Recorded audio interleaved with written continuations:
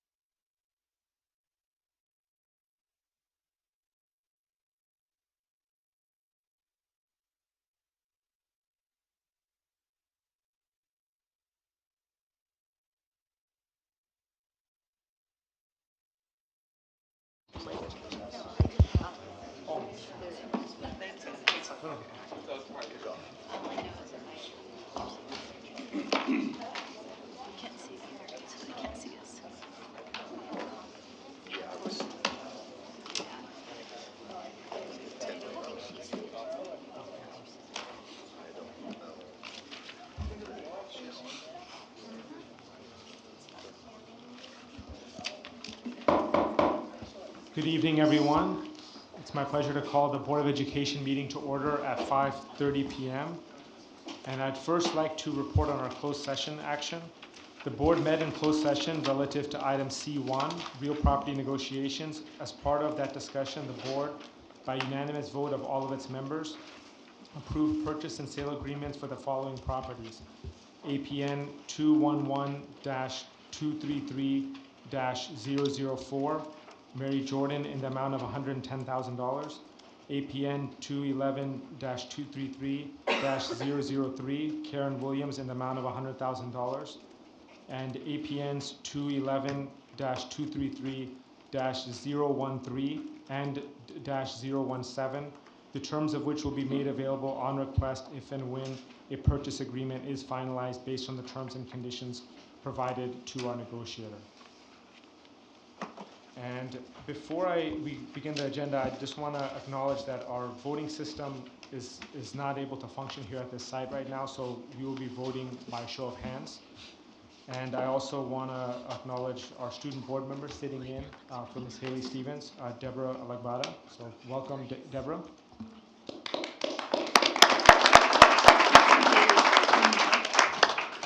And we will now begin with the color guard presentation of the flag presented by the Marine Junior Reserves Officer Training Corps from Ramona High School. They'll present the colors under the instruction of Mr. Bill Southern. If you could please stand.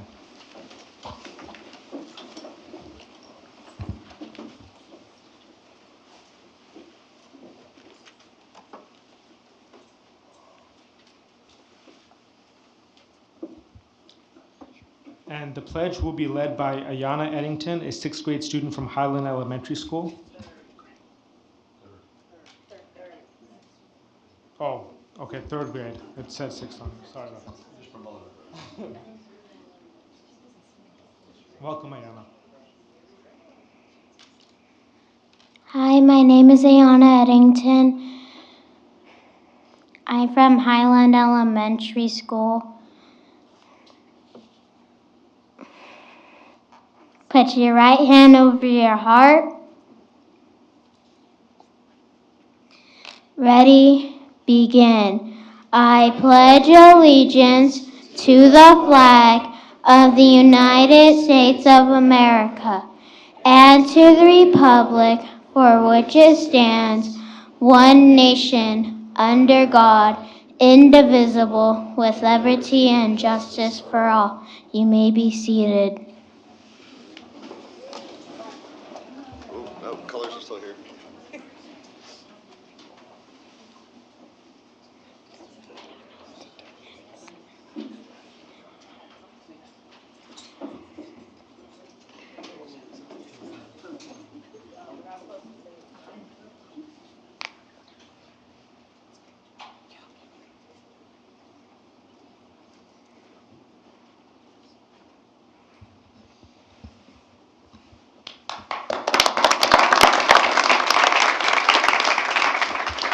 Thank you again to the Marine Junior Reserves Officer Training Corps from Ramona High School and Mr. Bill Southern. And thank you, Ayana Eddington, for leading us in the pledge. Our student board member, Deborah, if you could please introduce her. And we also have our principal at Highland, Ms. Donna Dorsey, here as well. Ayana Eddington is in third grade at Highland Elementary School. She moved from Coalinga this past summer to be closer to her extended family here in Riverside. Her hope for the school year is to be able to stay in Highland. Ayana has a little brother in kindergarten. She loves baby blue, any type of art, and making books to encourage others. Someday she hopes to star in a movie and play the role of raising Dion's sister. Highland Elementary School is proud to have Ayana represent their school because she is a scholar with a kind heart who radiates a joyful smile.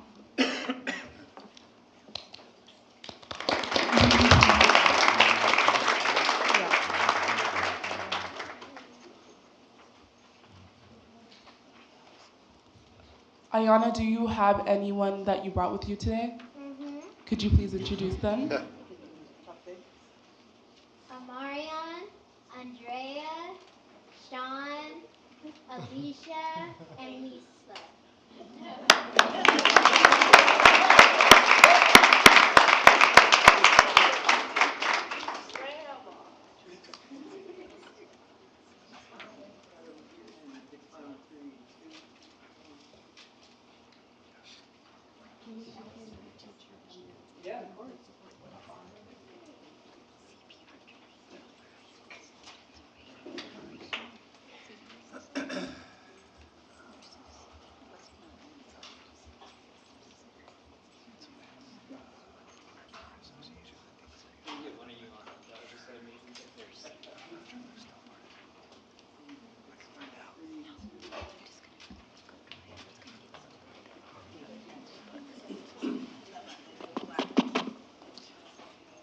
Thank you again, Ayana, and thank you, Deborah, for that presentation of the certificate. Our next agenda item is our reports by our high school representatives. And we will begin with Zachary Ross from Arlington High School. Welcome, Zachary. Thank you. Good evening, Dr. Hanson, Dr. Farouk, and members of the board. I'm Zachary Ross, ASB President, School Site Council member, and captain of the varsity tennis team, student representative from Arlington High School, and I am incredibly honored and excited to share with all of you a few of the exciting things that have been happening at Arlington. Did I go too fast? No. The timer hasn't started yet. No, I'm good? You're All right, thank you. You're good. If only everyone could be as thoughtful. Thank you. Thank you. Okay, so from November 4th to November 8th, Arlington High School put on the Care About Diversity Week. Each day of the week recognizing compassion, acceptance, respect, equity, and diversity on the campus. The main point of this week was to make strides in improving the culture of our school while also inviting clubs to participate in the process.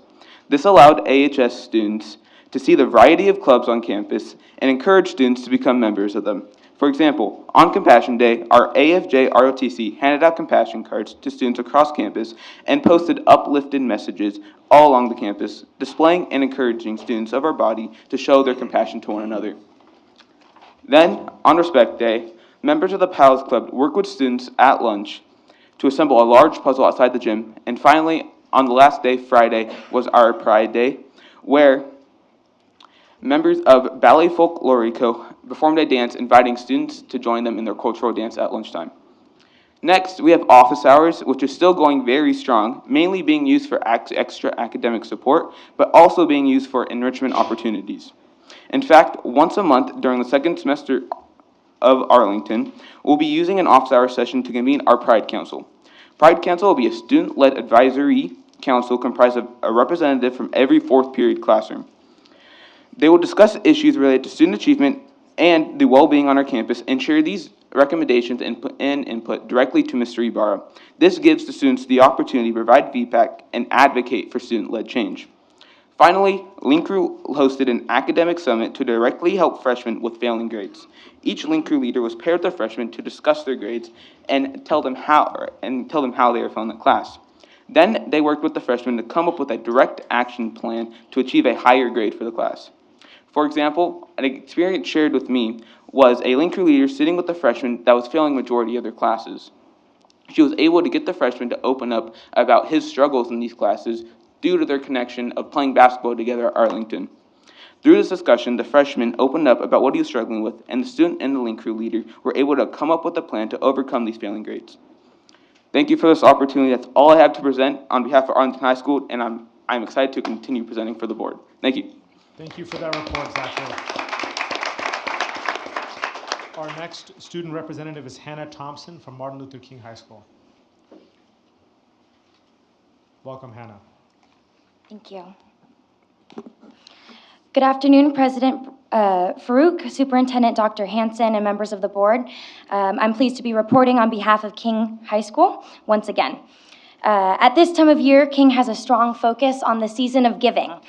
Just this past Wednesday, we celebrated the holidays with our community with our annual Kingdom of Dreams event. This event is open to students and families in our community to come to King, have pictures taken with Santa, participate in various crafts for kids, and provide an opportunity for parents in need to pick out presents from our toy drive. The students at King have rallied together to donate the most toys we have ever received, totaling to 3,500 toys this season. Not only did we collect toys, but various clubs on campus have adopted local families in need to support them during this holiday season. Our Black Student Union organized a food drive that fed the community, and the Interact Club held a student-led blood drive on campus that potentially saved 258 lives. In this spirit of the holiday season, King High School is determined to touch as many lives as we can within the community of Riverside. In preparing to finish the first semester strong, our Link Crew leaders identified and met with 128 freshmen to provide some necessary additional academic support shortly after the first quarter. Heading into finals week, Link Crew handed out a What Every Freshman Should Know pamphlet. I passed those out to you guys as the little blue pamphlets. This pamphlet was designed to help our freshmen prepare for their first experience with final exams. In addition, we had a great turnout for our freshman final study sessions. We've had 5 study sessions that provided our students additional tutoring in the core areas of math and biology as well. We are looking forward to continuing strong academic success from all of our students after the first semester. Congratulations to our water polo and girls tennis team for winning the Big 8 league titles this year, as well as a special congratulations that goes to the girls tennis team for winning their 20th league title in 21 years under the direction of Coach Becky Gagnon. And finally, once we return back to school following the holiday break, we have some exciting things taking place. On January 20th, the nation will be celebrating the birthday of our school's namesake, Dr. Martin Luther King. In honor of Dr. King, we will be encouraging a strong presence of King students to join the rest of the community in the MLK Walk starting at the Boardwell Park. I have invitation flyers and a sign-up sheet if anyone is interested. Lastly, we have already sold 600 tickets to our Enchanted Forest-themed Midwinter Ball coming on January 25th, and I'm really looking forward to reporting back to you in February on the outcome of this event. Thank you. Thank you for that report, Hannah. Our final student representative report will be Aubrey Gordon from Riverside Virtual School. Welcome, Aubrey. Good afternoon, Dr. Farouk, Dr. Hanson, and esteemed members of the board. My name is Aubrey Gordon, and I'm excited to share with you what's been going on at our school lately. Here at EOC, we greatly stress safety. Because of this, teachers recently participated in CPR training. We see the results of events like this through the Gallup poll that students take at the beginning and end of each year. Students answer questions based on their engagement, hope for the future, career and financial literacy, and entrepreneurial aspirations. At EOC, our results were higher than the national and district average for many areas. These include questions such as, I feel safe at this school, my teachers make me feel that my homework is important, and the adults at my school care about me. As a senior at RVS, these are all areas that I have felt highly for the last 4 years at my school. On October 8th, we hosted a breakfast for our counselors that soon began the amazing race. Counselors learned more about the EOC campus in a scavenger hunt activity. This concluded with a Q&A panel with representatives from every program. December 9th, RVS held our 4th annual recruitment meeting. This was the first time we had student representatives speak on their personal experience at RVS.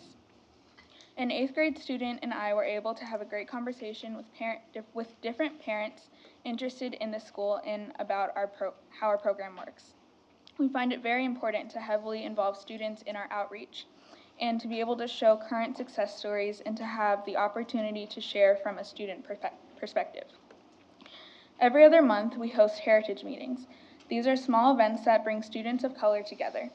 Here we are given information about upcoming events, including field trips, college workshops, and admission deadlines. Our last meeting included Thanksgiving potluck, and we were informed about RCC application workshops. On January 25th, EOC staff members will be participating in the Arlington Cluster Equity Symposium. Here they will be discussing the difference between equity and equality.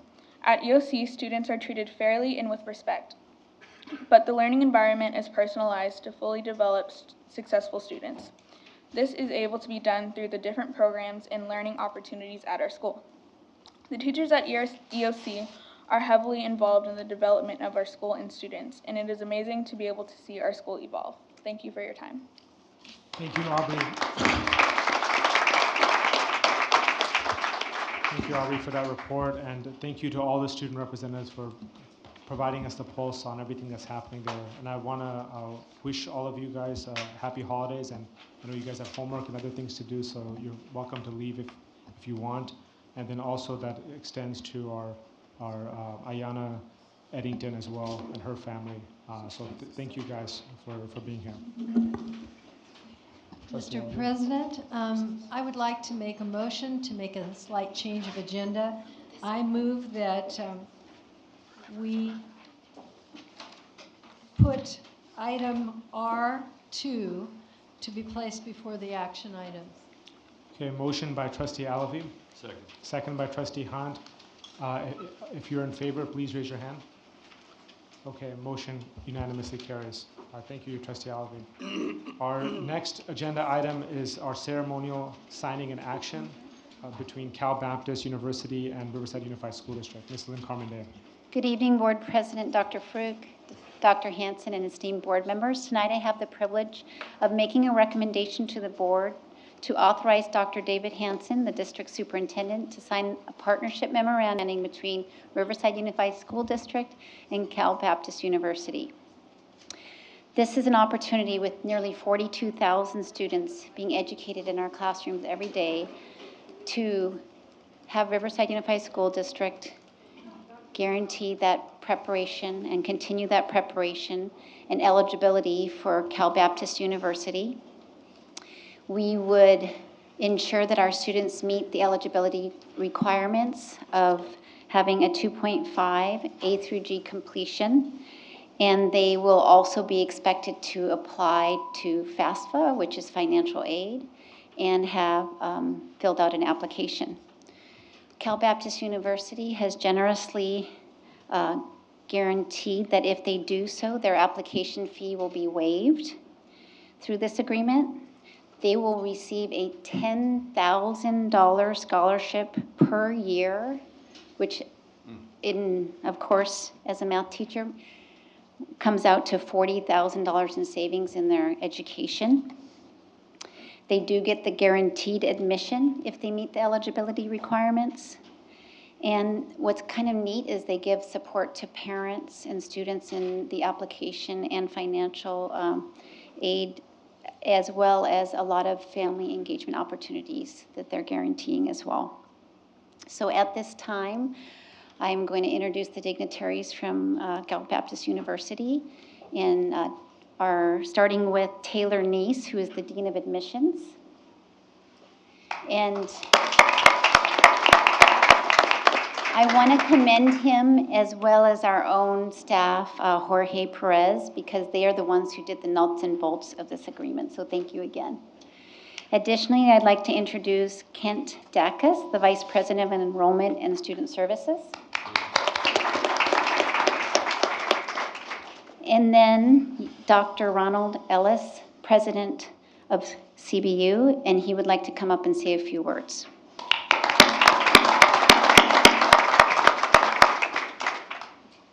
President, Superintendent, members of the board, thank you so much for this opportunity to partner with California Baptist University. It's been my privilege to be in Riverside for over 25 years and a lot of ties with RUSD during that time. One of my sons was in the first, he was a freshman when King High School opened, and he was able to go all the way through, all 4 years there. So they hit one of their claims to fame as the first group to graduate after all 4 years. But he received a tremendous education. And it was also my privilege later on to serve on the Measure B Oversight Committee. and really learned quite a bit about the organization and its progress, and it was marvelous. And now I serve on the Superintendent's Advisory Council. So a lot of ties. California Baptist University and RUSD have long and distinguished histories here. And this is really a formalization of a partnership that has existed, I believe, since CBU arrived in the town in 1955. And it's great to be partnering with education entity that shares so much in common with us. I believe this is going to enhance our relationship and open a big pathway for our students coming out of RUSD. So thank you very much. We're excited to be here and sign this.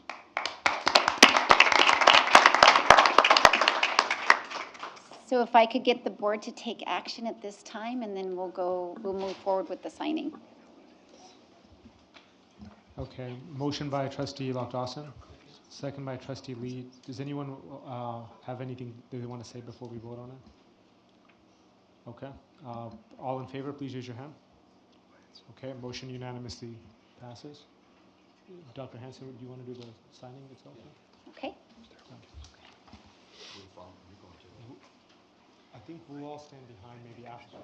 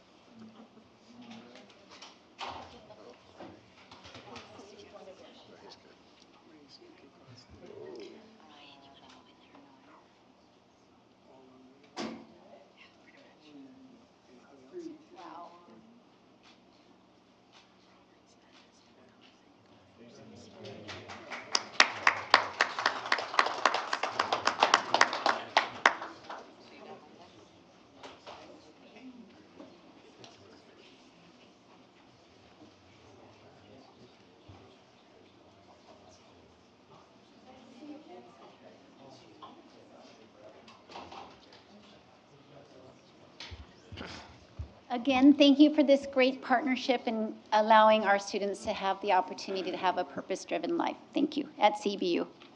Thank you, Lynn Carmen Day. Thank you, everyone, for that presentation. We're going to take a brief 10-minute recess, and there's refreshments also outside. Thank you so much.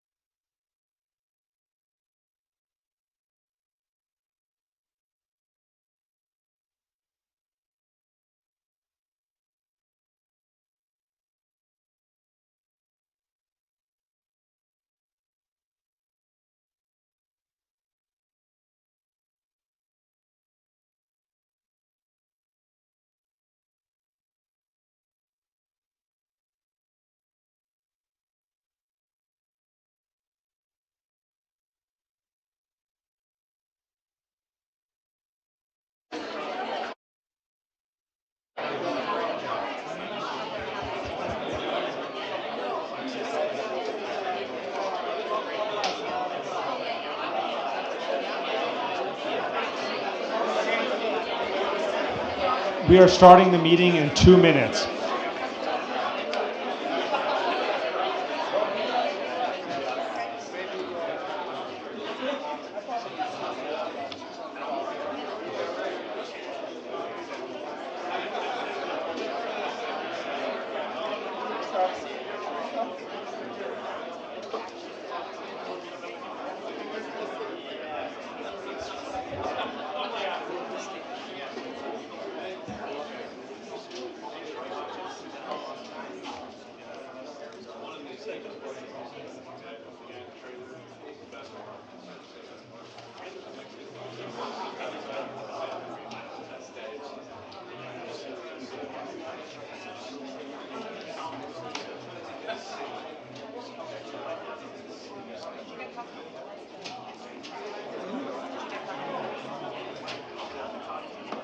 They don't have any green.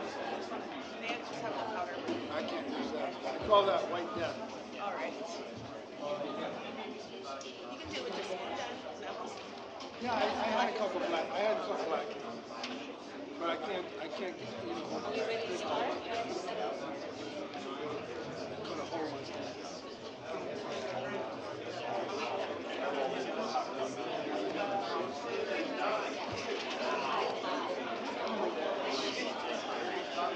It's because we had our latest lunch ever. Hide it behind some. No, I had some. I had a little bite.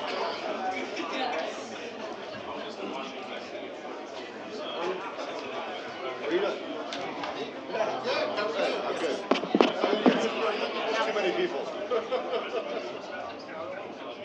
So do we have like 7? 7 people. That's my guess. Send this to Sarah Simpson. We gotta send this to Sarah Simpson. I bypassed our city works people who were gonna coordinate the paperwork. I had to take it to the audience. Well, we're saying that 400 dollars.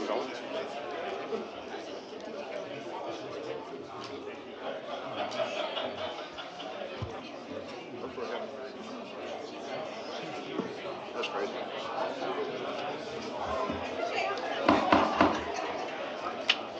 All right, good evening, everyone. We are reconvening the public session back at 6:07 p.m. Our next agenda section is organization of the board. Dr. David Hansen.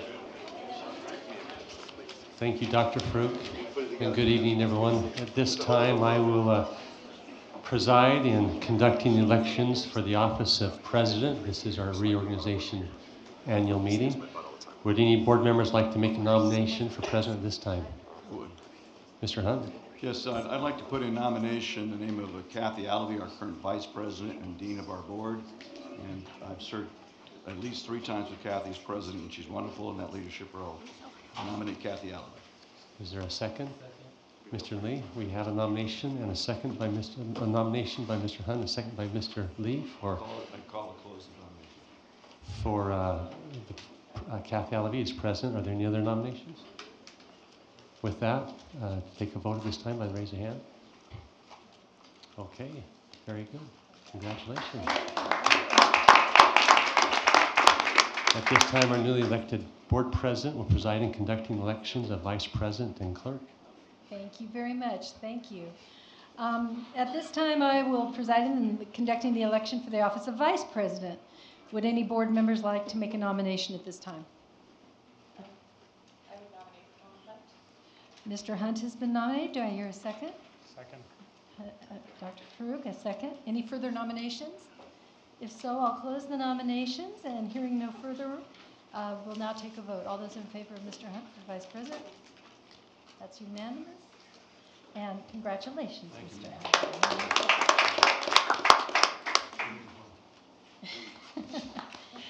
Hunt. And now I will take a further vote for the election for clerk.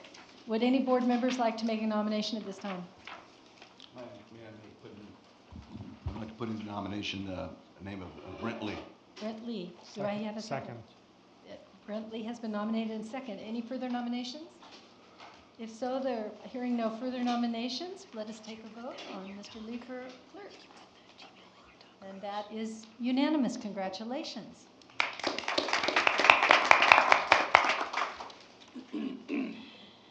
Okay, at this time, I have the very nice duty of taking a moment to thank Dr. Farouk for a wonderful year as president of our board. You know, it's not easy being president of the board.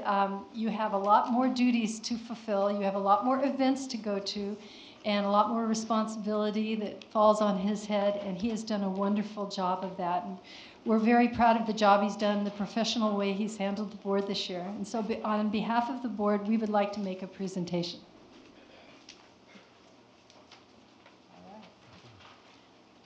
And you can go ahead and open that. Would any board members like to make any comments at this time?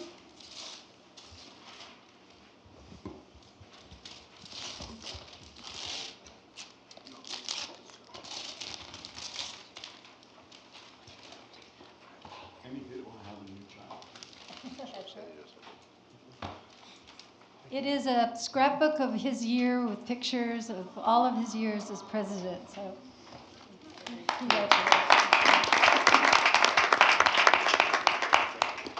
And at this time, I would also like to take a moment and thank somebody else who's been a great service to our president and to our board in general, and that's our secretary, Beth Martin.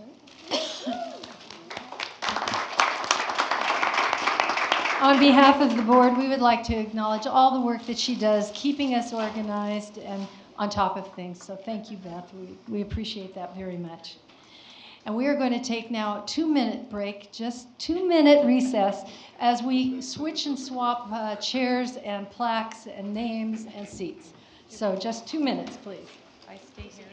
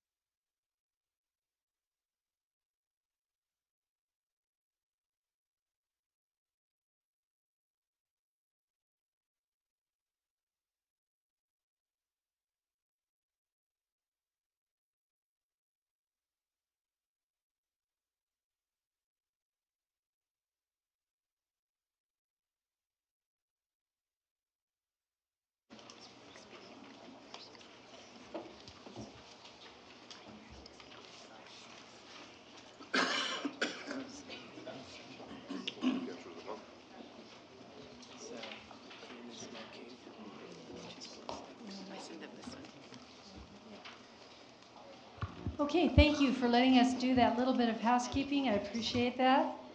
So what happens on this December reorganization meeting. And we are going to now tackle item 5, which is the proposed 2020 board meeting calendar as presented.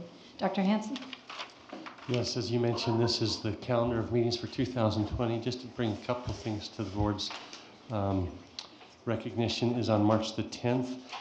Because of spring break that month, our meeting's going to be on the second Tuesday due to spring break. We usually have meetings on the first and third. And then if you look on the next page towards the end, our Tuesday, November 10th meeting is also the second Tuesday because the first Tuesday is election day for 2020, and we want to avoid that. And so we're going to meet a week later. And then again, a year from now, December the 15th, will be our annual organization meeting. And I respectfully request the board to for this item's approval. Thank you. Does the board have any input in the calendar or want to suggest any changes? A motion to approve. Thank you. Do I hear a second? Oh. Dr. Farouk has made that motion, and Patricia Lock-Dawson has seconded. All those in favor, please raise your hand. And that is a unanimous vote. I might also add that the translator has asked that we speak directly into the mic so that they can hear clearly. Thank you. Now, item 6, we are going to select a representative to the annual Riverside County Committee on School District Organization. Dr. Hanson? Just that. Mr. Hunt currently serves there, but this is for this committee who considers redistricting of other districts throughout the county. Is there anything you want to speak to this on, Mr. Hunt? Yeah, I went to one board meeting last year, but that's all we had. But it's if it's any of us, whether it's not me, but it's important that the districts now, because all districts are going through reorganization, that RUSD be at the table. The other districts are doing it, so I'll do it again if you want, but I encourage us to have someone there. Excellent, thank you. Do I hear a motion? I'll motion to nominate Tom Hunt. Thank you. Do I hear a second? A second by Mrs. Lock-Dawson. Any further input? Let's vote on item 6. All those in favor? That is unanimous. Thank you. Now we are going to do another bit of housekeeping, which is to appoint one board member to serve as the California School Board Association's delegate representing Riverside Unified School District. Dr. Hanson? G7 is the nomination for CSB delegate. Patricia Lock-Dawson's 2-year term is expiring on March the 31st, 2020, and Tom Hunt is the other CSB delegate, and his term doesn't end until 21. And so this one would be nominations to replace the position that Patricia Lock-Dawson will vacate on March the 31st, 2020. Thank you. Mr. Hunt, did you Yes, have... I first want to thank Mrs. Lock-Dawson for her service up there and working with the other districts, and I enjoyed that. And I'd like to put in nomination, if you're ready to accept it, Dr. Angelo Farouk to be the next CSBA representative for our district. Thank you. Do I hear a second? And Mrs. Lock-Dawson seconds. And you accept Dr. Farouk? Yes. Thank you. Let's take a vote on that. All those in favor, please raise your hand. That is unanimous. Thank you very much. And Dr. Farouk, you'll do a great job at that. So thank you. Now we are going to tackle item 8, to approve the certification of signatures, verifying signatures of those persons who are authorized to sign orders drawn on the funds of the district and new employee authorization transmittals. Mrs. Kish, did you want to address this? Good evening, Madam President, Dr. Hanson, members of the board. This is a routine item that comes to you in a reorganizational meeting that updates the certification of signatures to authorize people to execute contracts and offer contracts of employment to our employees. So this is the list before you. It has not changed. Some of the names are updated in the positions that were there, but the positions have not changed. Thank you. Any input from the board on this? Mr. Hunt? If none, Madam President, I would motion to approve item 8 as presented in our agenda and authorize these employees listed to be authorized signers for the salaries. Thank you. Do I have a second? Second. Mr. Lee seconds. All those in favor, please raise your hand. Thank you. That is unanimous. Those will go forward. Now I am going to, thank you. I am going to recess the public session of the regular Board of Education meeting and convene the Board of Directors for the Riverside Unified School District Financing Authority annual meeting. Mrs. Kikish. Good evening again. This item is also an annual item that comes at the reorganizational meeting because the officers that were just approved would be recommended to lead the board for the next 2 boards of this district. So the first one is the District Financing Authority, and in number 1, what we would like to recommend that the chairperson for this board would be Mrs. Alavi, and the vice chairperson would be Mr. Hunt, and the secretary would be Mr. Lee, and the executive director remains as Dr. Hanson, and the chief financial officer remains as myself. Thank you. Motion for approval by Mrs. Lock-Dawson. Do I hear a second? I'll second. Mr. Hunt seconds. All those in approval, please raise your hand. Thank you, that is fine, that'll be done. The next item is, because this is annual, you have not approved the minutes from last year, so these are the minutes from last year. And there was no business conducted during the year. Correct. Do I hear a motion to approve? Well, since there are no. But the minutes also were taken from last year, so they do need to be approved. I'll motion to approve the minutes. Motion by Mrs. Lakdawson. Do I have a second? Second. Seconded by Dr. Farouk. All those in favor, please raise your hand. Passed it unanimously. I now adjourn the Board of Directors of the Riverside Unified School District Financing Authority and convene the Board of Directors of the Riverside Unified School District Facilities Corporation annual meeting. And now we will go to item 1. And in this one, Madam President, we recommend that the chairperson also be Mrs. Elavy, the vice chair, Mr. Hunt, the secretary, Mr. Lee, and the treasurer, chief financial officer, myself. Thank you. Do I hear a motion? So moved. Mr. Hunt moves. Do I have a second? Second. Dr. Farouk seconds. All those in favor, please raise your hand. Unanimously. Thank you very much. And item number 2 is also the minutes from last year. If I can have a motion. Motion to approve. Dr. Farouk motions. Mr. Hunt seconds. All those in favor, please raise your hand. Unanimously approved. I'm going to adjourn the Board of Directors of the Riverside Unified School District Facilities Corporation annual meeting and reconvene the public session of the RUSD Board of Education meeting. And I will ask for the district superintendent's report. Thank you, Madam President Alavi. And I'd also like to express my gratitude for the work of Dr. Farouk this last year. It was actually a pleasure to serve with you as your time, and I look forward to serving with you, Madam President. Just a couple of things. I think it's appropriate that I begin by expressing our gratitude to Dr. Judy White and RCOE for opening up their boardroom this evening in the County Board of Education. Because this annual meeting changed from last week to this week, we were not able to get into Central Middle School because it's their big winter holiday concert with all of their kids and parents. And so grateful again to the County Board of Education, Judy White, for opening up this building, and their support staff that is here supporting us. Thank you. Our next meeting in January will be back at Central Middle School as we have been while the adult ed is under renovation. The other thing I didn't have a chance to publicly express my gratitude, but for Dr. Ellis and for his team from CBU. Amazing partnership, and he's right, it's been a partnership for years since he's come. But to see him and to see his leadership and the growth of CBU, it absolutely is inspirational to watch what they're doing, and to have him as a voice on the superintendent's community advisory has just been invaluable. So grateful for that partnership, and congratulations again to the school board, and thanks to the work of our chief academic officer for helping develop these partnerships in the team. Tonight I'm really excited because I see that it was moved up on the agenda, item R2, but Dr. Sosa is going to share the success of RUSD from the state dashboard. And you're going to see where in the majority of the indicators we have seen some significant growth and improvement. And again, grateful that's going to be a focus here in short time. Grateful for staff for working so hard and putting the systems in place, and to see the success that we're having. And so thank you, Dr. Sosa, for your presentation that you're going to give shortly.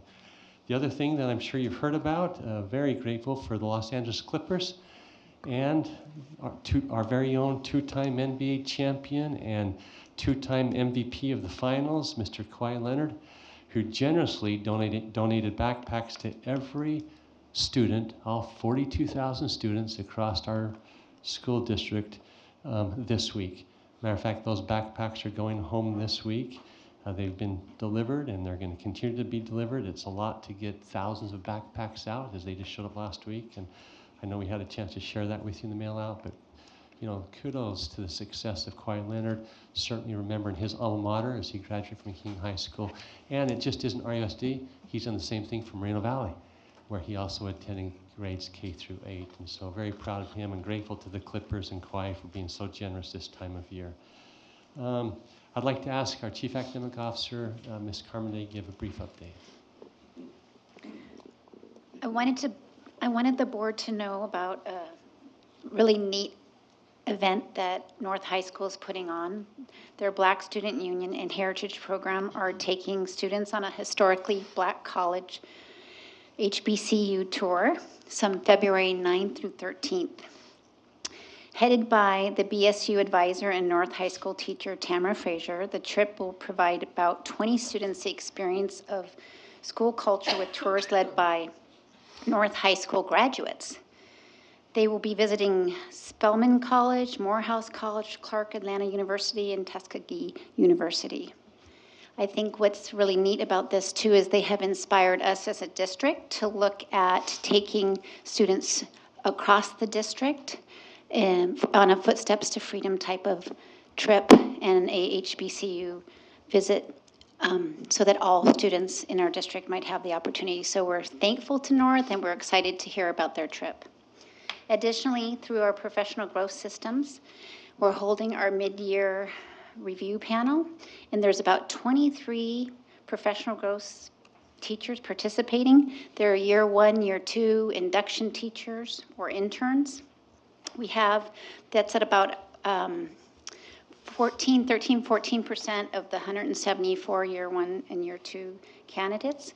And the reason I want to point it out to you is because of the success that it is such a small percentage that we're monitoring at a deeper level. And it's because of the program that is offered. They're getting mentoring and coaching on a weekly basis.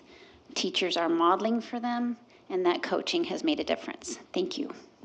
Thank you, Ms. Carmody, and that concludes my report. Thank you very much. Appreciate it. We're now going to go to public input. I have a number of cards of people to speak. I request that you keep your comments to 3 minutes. And we will begin with John Robertson and then Lauren Dean.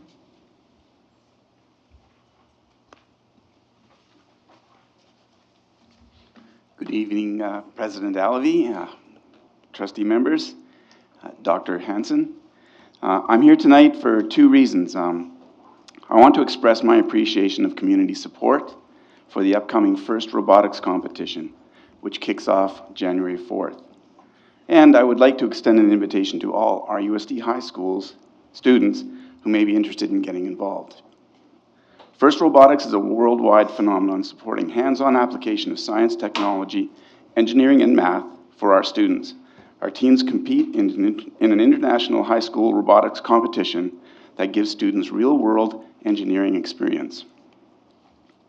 RUSD currently has 3 official robotics teams: the RUSD Huskies, based at North, mentored by Adam Quall; my own Lincoln Panthers at Lincoln High School; and new this year are the STEM Droids, mentored by a volunteer and former Poly Science teacher, John Gifford.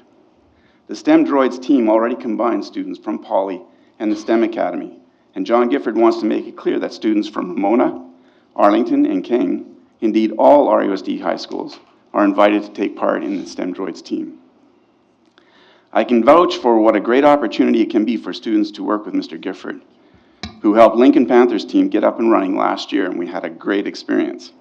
One of the key values of FIRST Robotics is collaborative competition. FIRST calls it co-opetition, and which makes it an ideal platform for forging collaboration among all of our schools. Mr. Gifford and I are both personally grateful to the Rusty Huskies, who hosted students from the Lincoln and STEM Droids team at a 3-day training session a week ago. This opportunity for collaboration apparently caught the attention of the folks at the Riverside STEM Academy Foundation. They approached Mr. Call, Mr. Gifford, and myself about a new FIRST Robotics STEM collaboration initiative that they launched last month. Their invitation to participate includes both financial and logistical support for all of our teams. They have offered direct donations for equipment and consumable supplies that the students need to build robots, support teacher planning time, and student brainstorming and design. They are also offering logistical support, including recruitment of mentors and other outside expertise. I can't tell you how pleased I am that all our RUSD high school students can come together and help each other to make this competition a great success. In ending, I am grateful for the support of RUSD's continuing education program, career technical education program. Gordon Borns and the Borns Foundation, and now the RSA Foundation for supporting our students' STEM experience via robotics competition, FIRST Robotics competition. I also see this active STEM collaboration among high schools in the community as a shining example of the kinds of broader impacts that can reverberate around our district once we get our new high school on UCR's campus. Thank you. Thank you, Mr. Edison. Lauren Dean, followed by Linton Dean.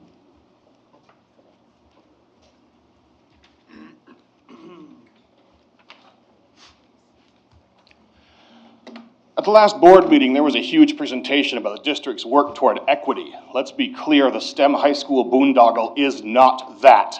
It mortgages the educational futures of 40,000 students to elevate a privileged few hundred and wastes $100 million doing it. Those 800 students don't need it.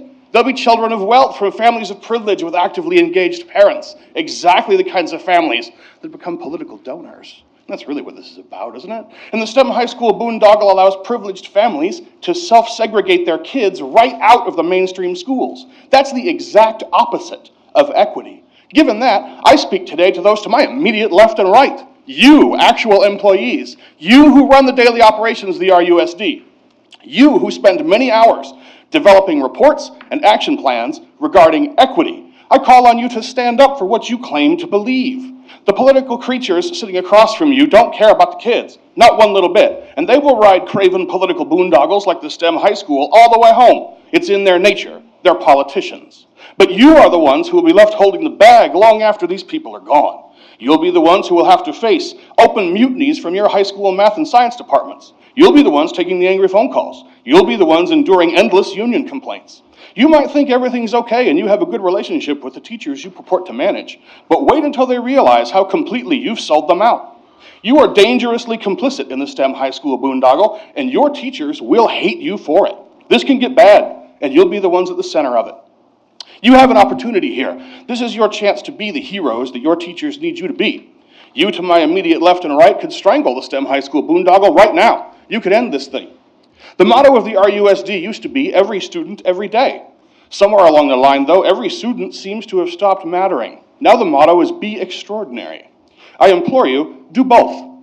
You be extraordinary in fighting for the interests of every student, every day. The $100 million that's being flushed down the STEM high school boondoggle could instead build 5 $20 million state-of-the-art science buildings, one on each high school campus in the district. Do that with the money. I implore you, stop being complicit in the STEM high school boondoggle. I implore you, stand up. I implore you, let equity truly guide you. Stand up to this board and call them out for what they're proposing here. You can be silent stooges for a privileged few hundred, or you can use your voices to be heroes for over 40,000. The kids need you to be strong. The kids need you to defend the interests of all of them, not a privileged few. Every student, every day. I implore you, don't let them down. Linton Dean, and then Lillian McCandless.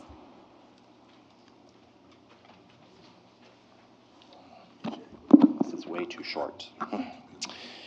I learned from the last board meeting that the district has a great credit and bond rating and that we will be able to get very favorable rates when selling our next portion of bonds. That's great. Congratulations. Once again, this is an amazing opportunity to truly bring the much-needed modernization to so many schools in the district.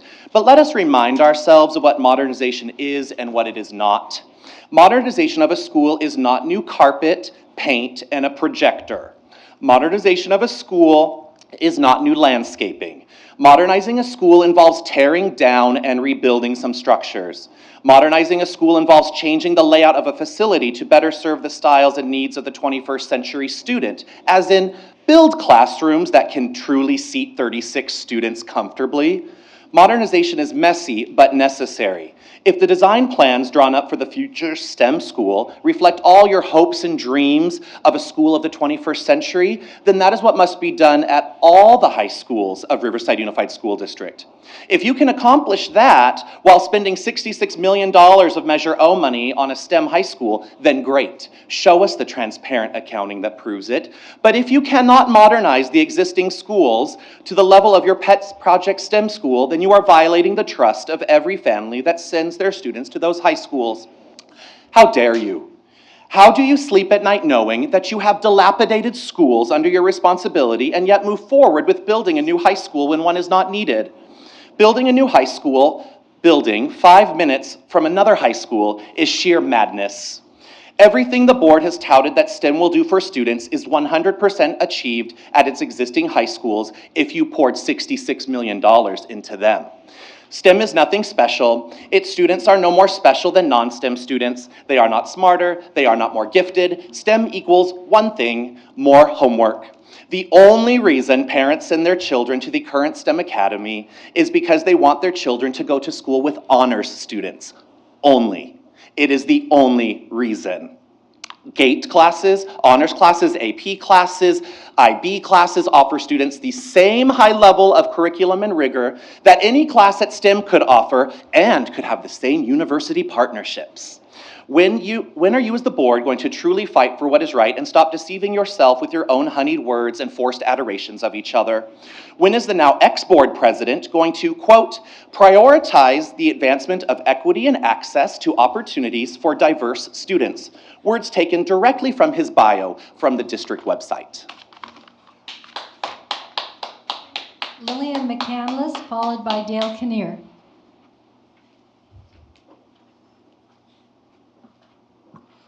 Greetings. Unconscious bias is prejudiced or unsupported judgments in favor of or against one thing, person, or group, as compared to another, usually unfair. Many researchers suggest that unconscious bias is a means of survival that occurs automatically as the brain quickly makes quick judgments based on past experiences and background. As a result of unconscious bias, some people benefit while others are penalized. Vanderbilt University stated that combating unconscious bias requires awareness and training. I have bias towards Riverside Unified School District, John W. North High School, where I work as a teacher and coach men's and women's volleyball. I have bias towards Castleview Elementary STEM Middle School, where my boys attend school. These are a few of the biases in my life, and I have taken time to recognize them and appreciate how they might affect my decisions consciously or unconsciously. Examining structural dynamics in society that perpetuate unconscious bias is an exercise which allows a more diverse group to be gathered around the decision-making table. Within the last 10 years, the RUSD School Board made changes to diversify its members by moving from an at-large school board election to a board that has area trustees. Each board member must reside in the trustee area which they represent. Each area must represent at least 2 of the 5 comprehensive high schools found in RUSD. According to the RUSD website, the breakdown of the school attendance areas located within the trustee area for each high school are as follows. Area 1, Poly, King. Area 2, Poly, King, North. Area 3, Poly, North. Area 4, Poly, Arlington, Ramona. Area 5, Poly, Ramona. Poly High School has 5 representatives and Arlington High School has 1. Looking at Measure O, it is not surprising that the only high school moved up the priority list for repairs and renovations is Poly High School, contrary to the recommendations of an independent source. With regards to the plans for the new STEM high school on our UCR's campus, if we are a district striving to improve equity, how can a new high school be justified which will only serve 800 of the over 10,000 high school age students in the district? Why talk about building a STEM school that will impact a small group of students when we could be building a STEM district and impact all of them? If the money that is being reserved to build the STEM high school was equally distributed to all the comprehensive high schools in the district, students would not have to be bused to a central location. They could receive a quality STEM education at their home school, impacting thousands of students instead of hundreds. Let's create a district where teachers are empowered to do things differently, where teachers are given the means to provide equipment, supplies, and training to their students to prepare all students to compete in a 21st century workforce, recruiting a lot of new teachers who want to be part of a STEM district, rather than a few spots at a school that must exclude more students than it can possibly include. Let's empower all students to be scientists, not just those who meet a certain criteria. We need to do things differently, and we need to start now. Mr. Kinnear, and then Jason Hunter.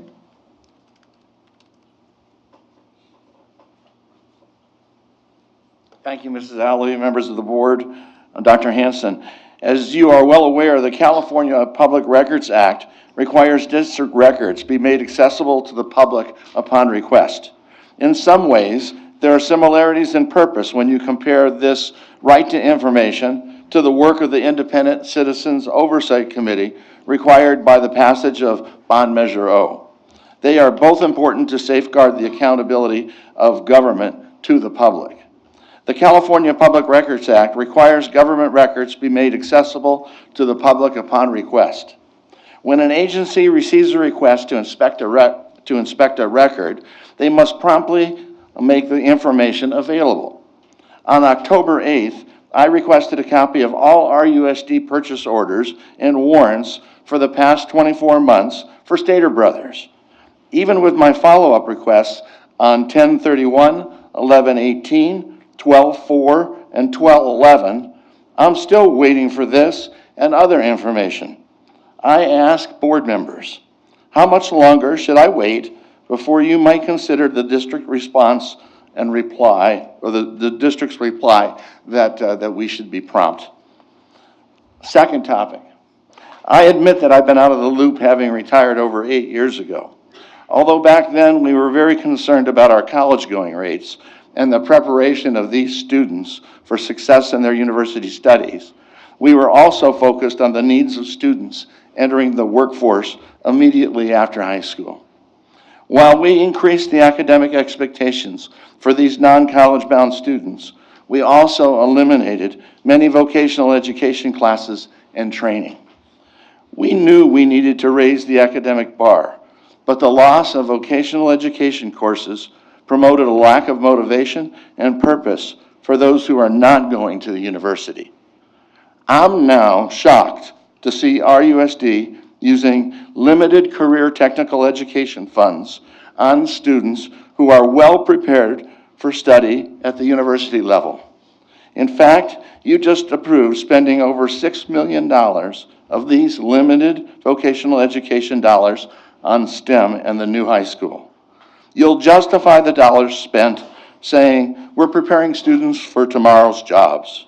However, you'll leave out the fact that these students are already your best performers, the ones you brag about with the highest academic scores in the area, while not mentioning electricians, plumbers, healthcare aides, or others who graduate and immediately enter the workforce and arguably need us most.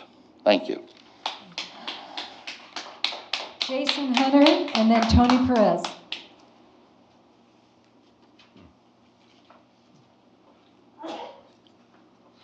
Hi there, good evening. My name is Jason Hunter. I live here in Riverside. There's two primary ways that, the only ways I think of, but could be primary, ways of getting school bond facilities, school bond facility constructions passed, right? There's two ways to do it. You can go for a blank check, in which you need 66% of the voters, but then you can more or less build anything under the sun that a school district can build.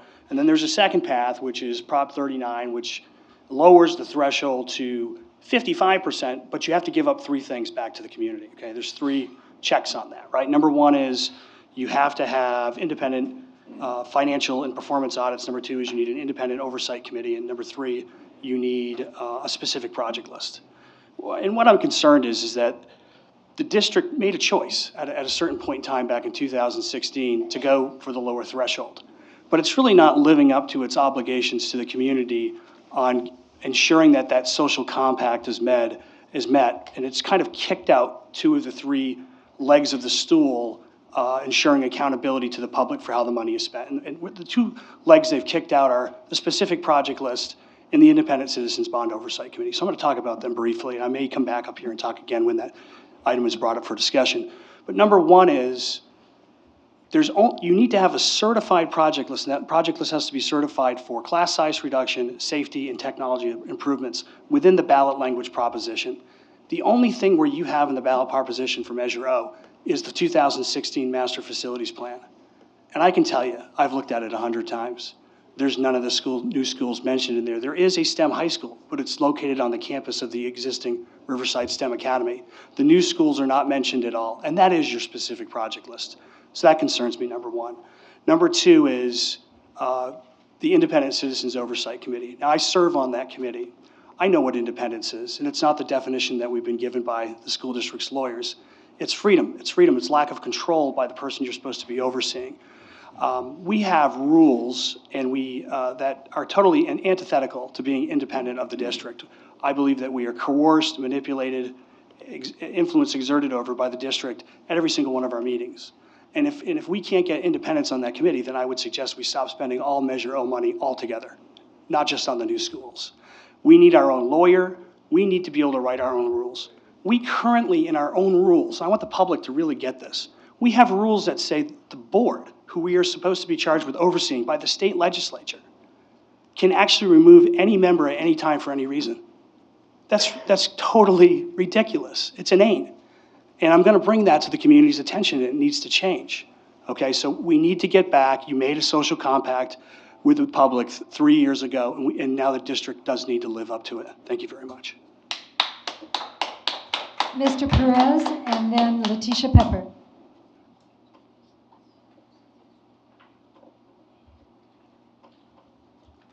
Good evening. Like some of the other speakers tonight, my comments have to do with frustration waiting for responses. I sent an email several weeks ago to the Board of Trustees and members of the Executive Cabinet regarding their use of teachers to gain public support during the campaign to pass Measure O. I am disappointed that to this day, I have only received a response from President Alavi and Assistant Superintendent San Martin. I want to commend President Alavi and Assistant Superintendent San Martin for their professionalism and diligence in responding. I do not understand how we arrived at a culture where a teacher can send a heartfelt message to the superintendent, cabinet, and board of trustees and be ignored. Would one of your teachers ignoring a call from one of their students' parents be acceptable? I don't think so. The trustees and cabinet's lack of response is disappointing, to say the least. If you need to seek legal counsel before responding, so be it, but we expect a response to our questions in this public forum. We don't want to be ignored. It has been 6 weeks since the board spoke of concern about the conditions at North and our state of preparedness to deliver the next generation science standards. You pledged to investigate the matter. My colleagues and I are looking forward to hearing what you have learned in the past month and a half.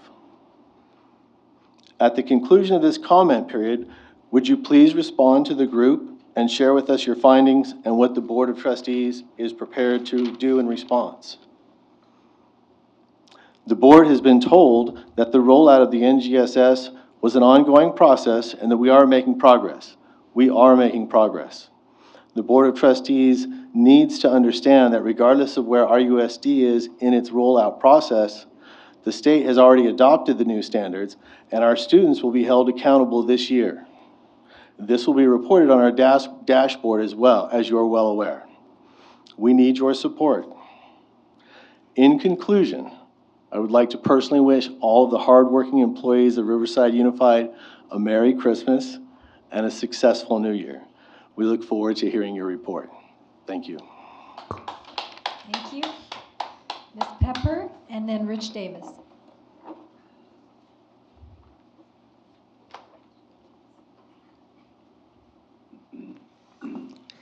Good evening.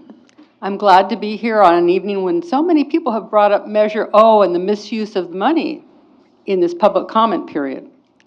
I got here a little late because I actually went to the RCC special meeting tonight. They're a little concerned about how people might look at their bond measure because of what's been going on here. In fact, the term that we who have been after you to stop misappropriating the Measure O money have been using, the term bait and switch. At that RCC special meeting, that term bait and switch must have come out, I don't know, 6, 7, or 8 times they brought it up. And they said things like, well, RCC has always been very transparent, and we don't have the same kinds of problems that the city of Riverside and the K through 12 people have. You know who they meant when they said the problems the K through 12 people have? They meant you guys, because of what you've been doing with the bond measure, which you lied to people about and told them, oh, this money is going to repair all of your existing schools. Look, here's our list. You already know this because I've emailed you about this, but the people in the audience don't, I don't think, but I think they should know. Prop 39 amended the Constitution. It allows school construction, local school construction bond taxes to increase the tax load on people's property taxes beyond what was allowed under Prop 13. So instead of like a 1% property tax, which was all that would have been on my property, now it's 1.11%, and that's just the beginning. As more and more people learn about how these local school construction bonds are impacting their bills, they will be more unhappy with how the money is being spent. And as we reach more and more people in the RUSD district and tell them what you're doing, they will be even more unhappy. Dr. Farouk was the only one of you brave enough to show up at the University Neighborhood Association meeting at our last meeting. And he sat there very quietly listening, looking a little bit like a deer in the headlights, because I don't think he expected that much anger at a public meeting, but he saw it. I don't know if he told you guys. And Patricia Locke Dawson, the people in our neighborhood know that you didn't show up, and they know why you didn't show up. So let me just add, it's a felony to misappropriate the bond money.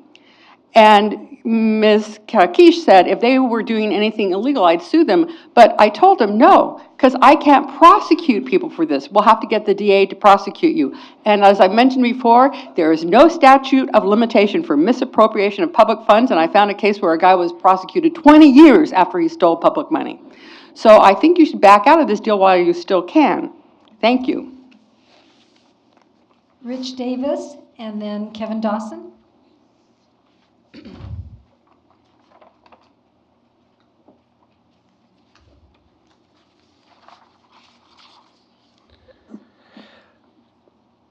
President Alavi, Dr. Hanson, members of the board, and a happy holiday to my friends in the district. At the October 15 board meeting regarding Agenda I, Mr. San Martin's PowerPoint oral presentation uses the words deferred maintenance, preventative maintenance, and Measure O, and stressed the need to provide high-quality learning environments to our students. During our presentation on this item, Lorna and I were cut off for not being on topic, when in fact we were addressing Mr. San Martin's presentation. What was astonishing to me was when I was later contacted by a trustee that didn't fully understand Mr. San Martin's presentation, specifically the deferred maintenance budget, and that it had been cut. From my research of LCAP, in 2015, the deferred maintenance budget was $5 million and has been cut for each consecutive year. My estimation then is from its 2015 budget to now, over $16 million from this budget has been diverted somewhere. That is $16 million that should have been addressing issues like work orders, replacing outdated and worn out systems, replacing torn carpet, and doing preventative maintenance. We all know that if we ignore small problems, they will result in costly repairs. When you hear your brake squeaking and ignore it, you'll end up paying a high, hefty brake repair. When the check engine light comes on, do you ignore it? You came to the residents of Riverside and pleaded for us to pass Measure O because there is over $1 billion of repairs and renovation needed in the district. It is because of your neglect to properly fund this budget to fix and maintain our buildings that now we have costly repairs, and the residents of Riverside are now having to spend millions of dollars of Measure O funds to correct what should have been done all along by this district. We're using $400 million of the people's money to renovate and to build beautiful new buildings, and you don't have the money budgeted to properly maintain them. What a waste of money. This stinks more than a room full of skunks. At a recent LCAP meeting at North High School, students reported that some bathroom stalls and faucets don't work. Are we going to wait until North's modernization to fix them years from now? At a UCR community meeting on STEM High School at UCR, STEM Academy parents stood and complained that her high school student had to use elementary-sized toilets. Her solution was to build a $70 million high school. Can't we just all pitch in $20 and buy a toilet for this student? And I hope my friends in the plumbing department will allow me to install it on a Saturday. I turned to my trustee, Locke Dawson. I asked that you please get back to me as to why you and this board voted to cut over $4 million annually from the deferred maintenance budget when there's $1 billion needed in school repairs. This has now become a talking point for me with neighbors and community groups. I visit to illustrate RUSD mismanagement of school funds to properly maintain our schools. So I encourage you to contact me sooner than later. Thank you very much. Mr. Dawson, and then Barbara Gable.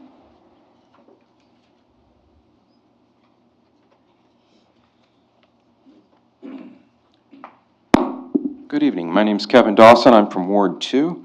I want to speak about Measure O. I think your supplemental project list violates Prop 39. Those new schools were not on the certified project list that was put before voters of Measure O as required by Prop 39. Those projects were added after the fact and are a violation of law and a fraud against the voters.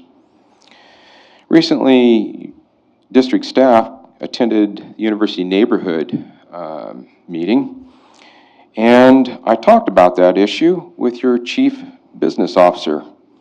And I explained it in detail what my position was, and she replied that it's just a difference of opinion. The way I interpret her reply is, if you think we're doing something wrong, sue us. The problem with that position is you should never invite a suit like that, because at some point people will find a law firm and they will sue you. And I don't think that the district should be wasting money on lawsuits. I think that you should revisit this issue and take the supplemental list off the table. Thank you. Barbara Gable.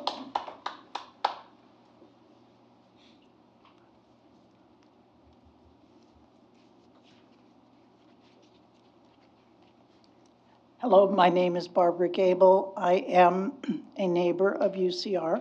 I'm not here to complain about traffic like all the other meetings have done. Instead, I would like to address the use of UCR land, now playing fields, shared by the city and the students from UCR. Playing fields are rare enough in our neighborhood. There is only one, a locked facility for UCR recreation programs. Now this lot is targeted for a STEM school, just as the former field was targeted a few months ago. If the UCR students knew about this, and they obviously didn't, they would be here in large numbers because they very, very strongly opposed the school on the Watkins Drive site for the reasons that they would lose their playing fields. I would like to speak for them. They should not have to lose their playing fields. And I would like to speak for city leagues that use this field. Where else are they going to go? It's just not that easy.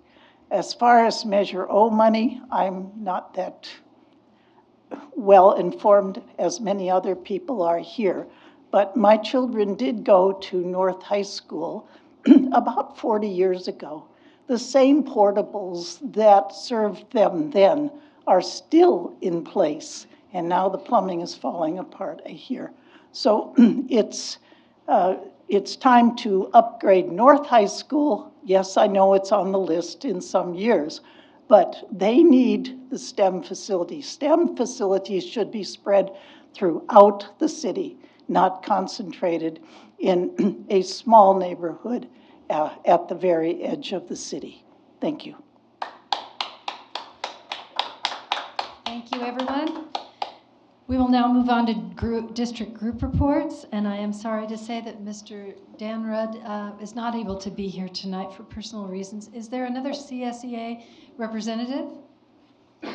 Okay, well, we will wait then for January to hear a report.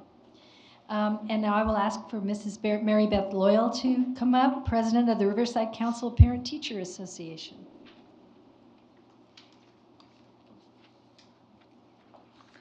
Good evening, Dr. Hanson, President Alavi, and members of the board. The Riverside Council PTA is currently 5,415 members strong. We are hoping to increase membership in the new year. We're encouraging all units to have 100% teacher membership submitted by January 15th. In doing so, the unit will be entered into a drawing for one of 10 free California State PTA convention registrations.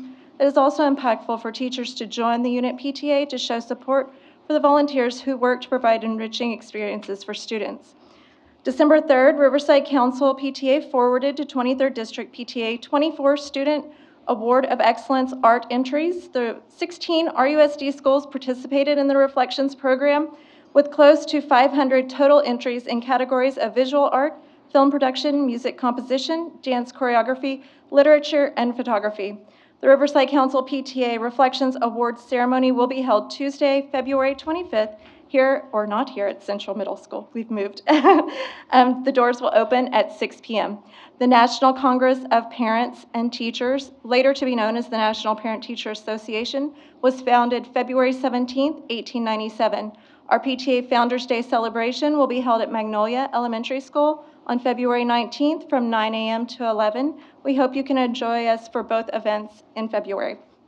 The Riverside Council PTA is most appreciative of the district's support to send students to the California State PTA Legislative Conference. 11 students from 6 of our high schools were awarded scholarships to attend the conference held January 12th through 14th in Sacramento. This year is the largest yet for students representing RUSD, with 13 students currently registered and 1 on the wait list. In closing, I have a proposal for your consideration. The PTA believes strongly in the importance of family engagement and creating welcoming opportunities to share ideas. We would like to invite you into these conversations. The Riverside Council PTA is interested in working with schools and their PTAs to host quarterly coffees or biannual breakfast with school board members. While you're each a representative for all students in RUSD, you're also serving designated trustee areas. And this is still a relatively new thing here in Riverside. So by hosting these events, the PTA would like to provide the opportunity for families to have open dialogue, expressing their needs and concerns to their school board representatives in the comfort of one of their cluster schools. Please take time to consider if you all would be interested in participating, and feel free to reach out to me directly if you have any questions. I wish you all the happiest of holidays this season, and thank you for your time. Thank you very much. We're interested in hearing more. And now we will hear from Ms. Mariela Fernandez, President of the District English Learner Advisory Committee. Yes.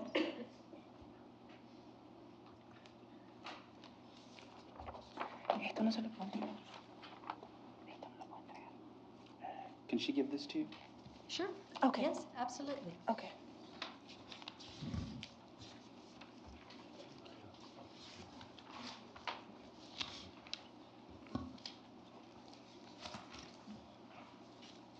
Ok, buenas noches. Nuevamente agradezco la oportunidad que se le da a la comunidad DILAC para estar en la agenda y tener espacio para ser escuchada. Good afternoon to everyone. Thank you again for the opportunity given to the DLAC community to be on the agenda and having the space to be heard. Siendo esta la segunda vez y la última del año 2019, This being the second time and the last time for 2019, quisiera darles gracias a todos los que hoy han hecho posible que nuestra comunidad sea cada día más grande y fuerte en pro de nuestros estudiantes, quienes necesitan ser apoyados en su aprendizaje. I would like to thank everyone who has made it possible for our community to grow more and to get stronger each day in favor of our children who need to be supported in their learning. Por eso hay personas que hoy no están, pero siempre les estaré agradecida. And there are people who aren't here anymore, but I will always be grateful to them. Como lo son el señor Ortega, quien apoyó tanto a la comunidad, Like Mr. Ortega, who supported the community so much. la doctora Keisha Hong, a quien le agradezco su liderazgo, es una mujer muy fuerte y digna de admiración.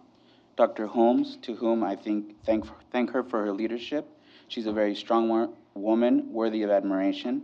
Y a la señora Raspudi, quien trabajó muy fuerte en pro de este comité. And Ms. Raspudich, who worked in favor of the committee. Esto es algo que tenía que hacer porque hoy estamos aquí gracias a un trabajo que cada quien hace para tener voz. This was something I had to do because we are here thanks to a duty that each of us have in order to have a voice. Ahora bien, en nuestra última presentación hicimos varias peticiones que hoy han sido cumplidas. Now, in our last presentation, we made various requests that have been met. La lista de escuelas que tienen, que les acabo de entregar, The list of schools that I just gave to you les indica la cantidad de aprendices de inglés que tenemos en cada escuela. shows you the number of English learners that we have in our schools. Estamos muy agradecidas con todos los directores y administradores por su oportuna entrega. We are very thankful to all of the principals, administrators, coordinators for the optimal time that you gave this to us. Ya tenemos una representación del Departamento de Educación Especial en nuestro comité. We now have a representative that attends the DLAC meetings from Special Ed Department. Y nuestra comunidad ya recibió la carta notificándole a los padres y representantes que sus hijos son aprendices de inglés. Fueron alrededor de 4,000 cartas que salieron. Our community has also received a letter notifying the parents and representatives that their student is an English learner. It was about 4,000 letters that were sent out. Y por último, continuamos participando como comité en los diferentes comités, valga la redundancia, que nos invita el distrito. We continue to participate as a community and a committee with the different other committees that the district invites us to. Ahora bien, es mucho el trabajo que tenemos que hacer, Now, we have much more work ahead of us, pero estamos trabajando constantemente de la mano con el distrito but we are working consistently with the district para continuar mejorando y fortaleciendo el mismo, to keep improving and empowering the committee. que es tan importante ya que involucra a más de 6,000 estudiantes que necesitan de nuestro apoyo en su formación académica para ser reclasificados. And that is so important because it involves more than 6,000 students that need our support in their academics so that they can be reclassified. Por eso, en vísperas de que se acercan las fechas para prepararse las pruebas estatales, necesitamos solicitar That's why in preparation of the state exams, we need to request más apoyo para los administradores, quienes son los responsables de los aprendices de inglés.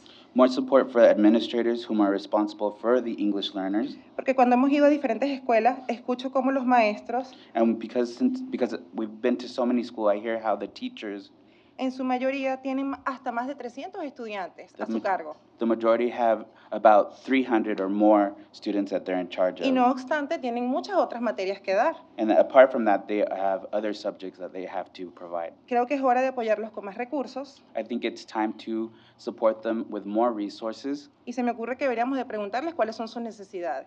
And it just occurs to me that we should ask them what are their needs. Esto en ocasión de poder preparar oportunamente a los estudiantes And this is to prepare the students more para que se puedan enfrentar a estas pruebas so they can take these tests que son tan importantes para su desarrollo. that are so important for their development. Creo que el distrito tiene mucho por hacer, I think the district has a lot to do, pero estamos contentos but we are happy de ver cómo estamos siendo escuchados. to see that we are being heard. Para cerrar, quiero informarle que nuestro distrito In closing, I'd like to inform you that our district tendrá representación el año que viene en CABE, will be represented next year at CABE ya que postulé un tema because I submitted a topic y to fuimos present seleccionados. and it was selected. Queremos hacer de esta comunidad un ejemplo a seguir We want this to be a model community, y sabemos que es mucho lo que queda por hacer. and we know that we have much more to Pero lo do. bueno es que estamos trabajando de la mano But the good thing is that we are working hand in hand con un solo objetivo, with one objective, hacer de la educación de nuestros hijos that our children's education algo extraordinario. be something extraordinary. No puedo finalizar I cannot finish without sin agradecer al equipo thanking the team que nos soporta, that supports us, como lo son el Dr. Hanson, like Dr. el Hanson, Dr. Lewis, Dr. Lewis, la doctora Ramona G, Dr. Ramoni Yee, la señora Esther García Ms. Esther Garcia, y la señora Norma Barles. and Ms. Norma Barley. Quiero dar un agradecimiento especial al equipo de intérpretes. I'd like to thank the team of Es un interpreters. compromiso para mí aprender inglés. It's a commitment for me to learn English Para superar las barreras, so that I can break down those pero barriers. eso mientras pasa, But in the meantime, tú tienes mucho trabajo. you have a lot of work. Gracias.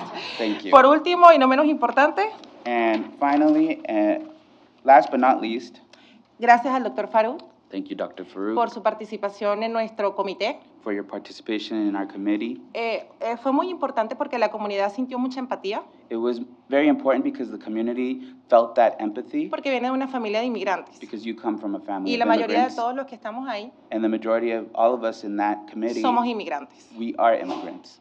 Y quiero darle la bienvenida And I want to a la welcome nueva presidenta. to the new president. Le conversaba al Dr. I Hanson was talking to Dr. Hanson que me encantaría que that I fuera would love for you y nos dijera come. cuál es su compromiso and for you to tell us what's your ¿Cuál es su commitment, visión? what is your vision, y el apoyo que tiene. and the hacia support that we nosotros. have, that you have towards us. Y para terminar, And to finish, quiero agradecerle al señor Antonio García thank you, Mr. por haber Antonio participado Garcia, en nuestro último comité for participating in the que last se va. committee meeting. I know you're leaving, y le deseo todo lo mejor. and I wish you all the La best. comunidad siempre valoró mucho su presencia. The community always valued your presence. Muchísimas gracias. Thank you very much.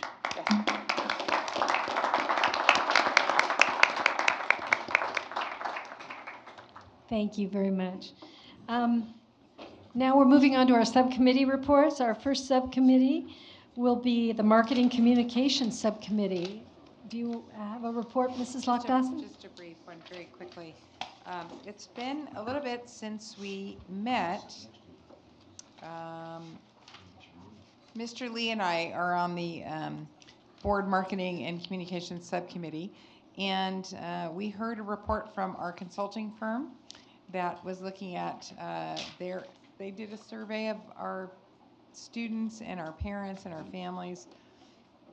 And they built on the survey that we had done last year as well with our previous consultants.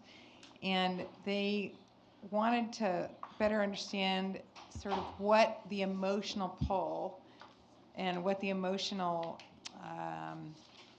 what the fealty was for families in RUSD and how they would react to that. So it was interesting to hear them talk. So some of the key findings that came out when they were doing some of their surveys, which is no surprise: family, community, welcoming, pride, diversity, and excellence. And the next step that we're going to take is to take these findings and create a theme and a program name, I guess. I'm not sure what that means, and to look at sort of how we're going to roll some of this out and what we're going to do with it. Mr. Lee, do you have anything to add to that? No. So that's it. Very brief. Thank you. Any questions? Thank you very much. Now, Dr. Farouk, we will move on to the Board Finance Subcommittee report. Thank you, Trustee Alvey. I just have two things to mention. Staff shared steps about what it would take to establish a new educational foundation in the community to support the school district for the next fiscal year. They also shared the first interim report, which is going to be presented at tonight's meeting anyway, so I'll defer to staff when they present that. But from the subcommittee standpoint, we wanted to provide a recommendation of approval and to adopt the positive certification. Thank you. Thank you. I'm sorry, we still have one request to address the Board of Education. I'm sorry we missed this. We misfiled this request. So I'll ask that Tim Lyons come up and give his comment.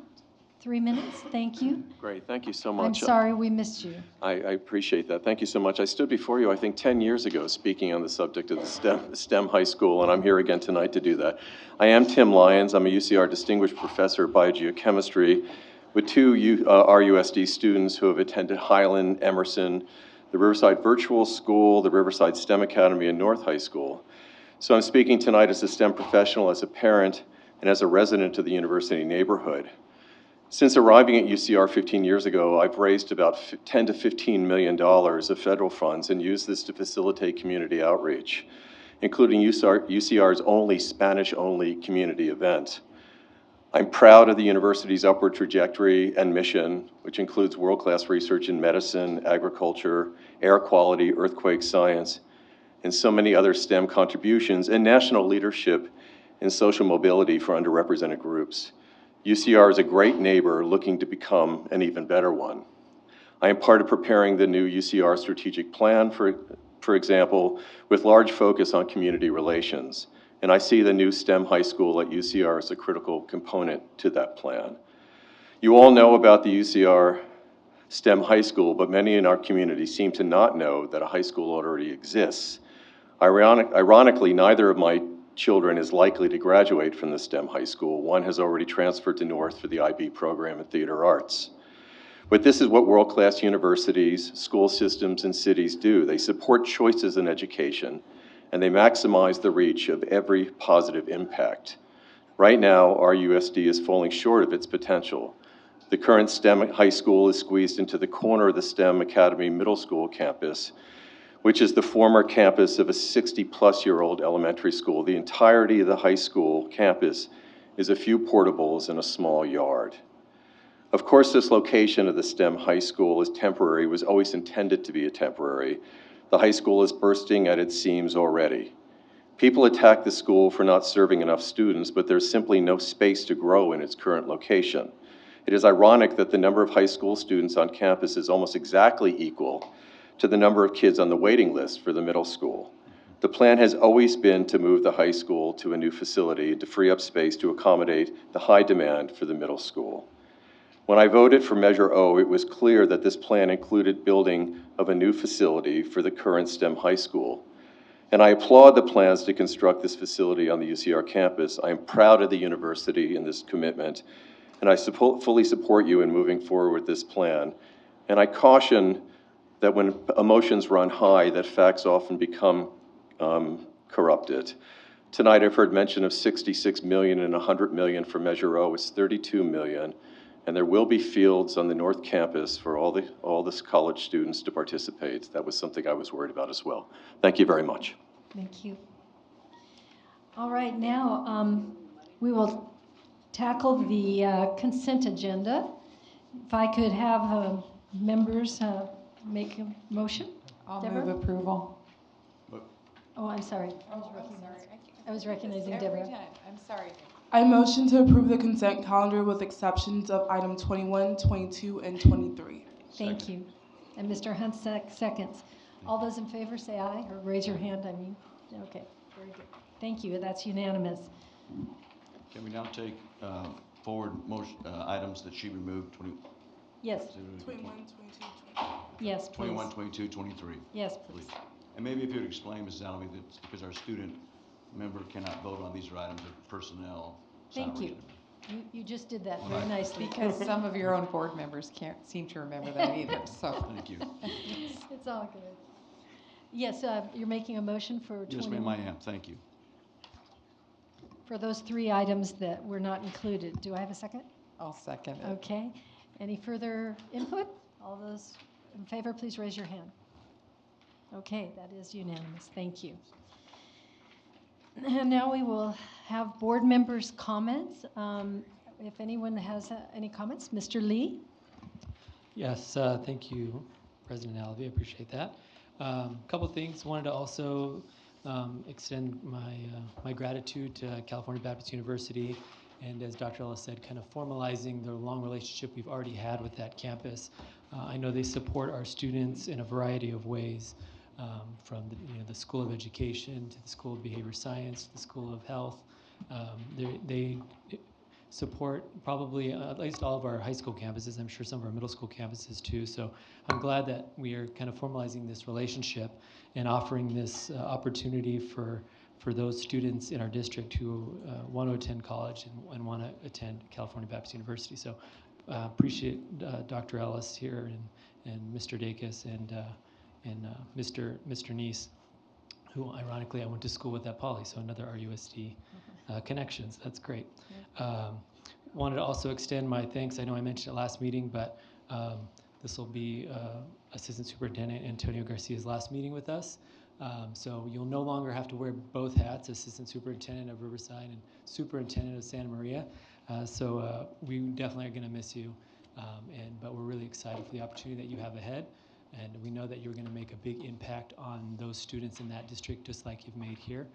So I know you'll just be a phone call away. And as we kind of adjust with the heavy lifting that you've done with PGS and equity. So while there definitely will be a void, I know your teammates here, up here on cabinet, and those that support you on the director level and those in the classroom will carry that load when you leave.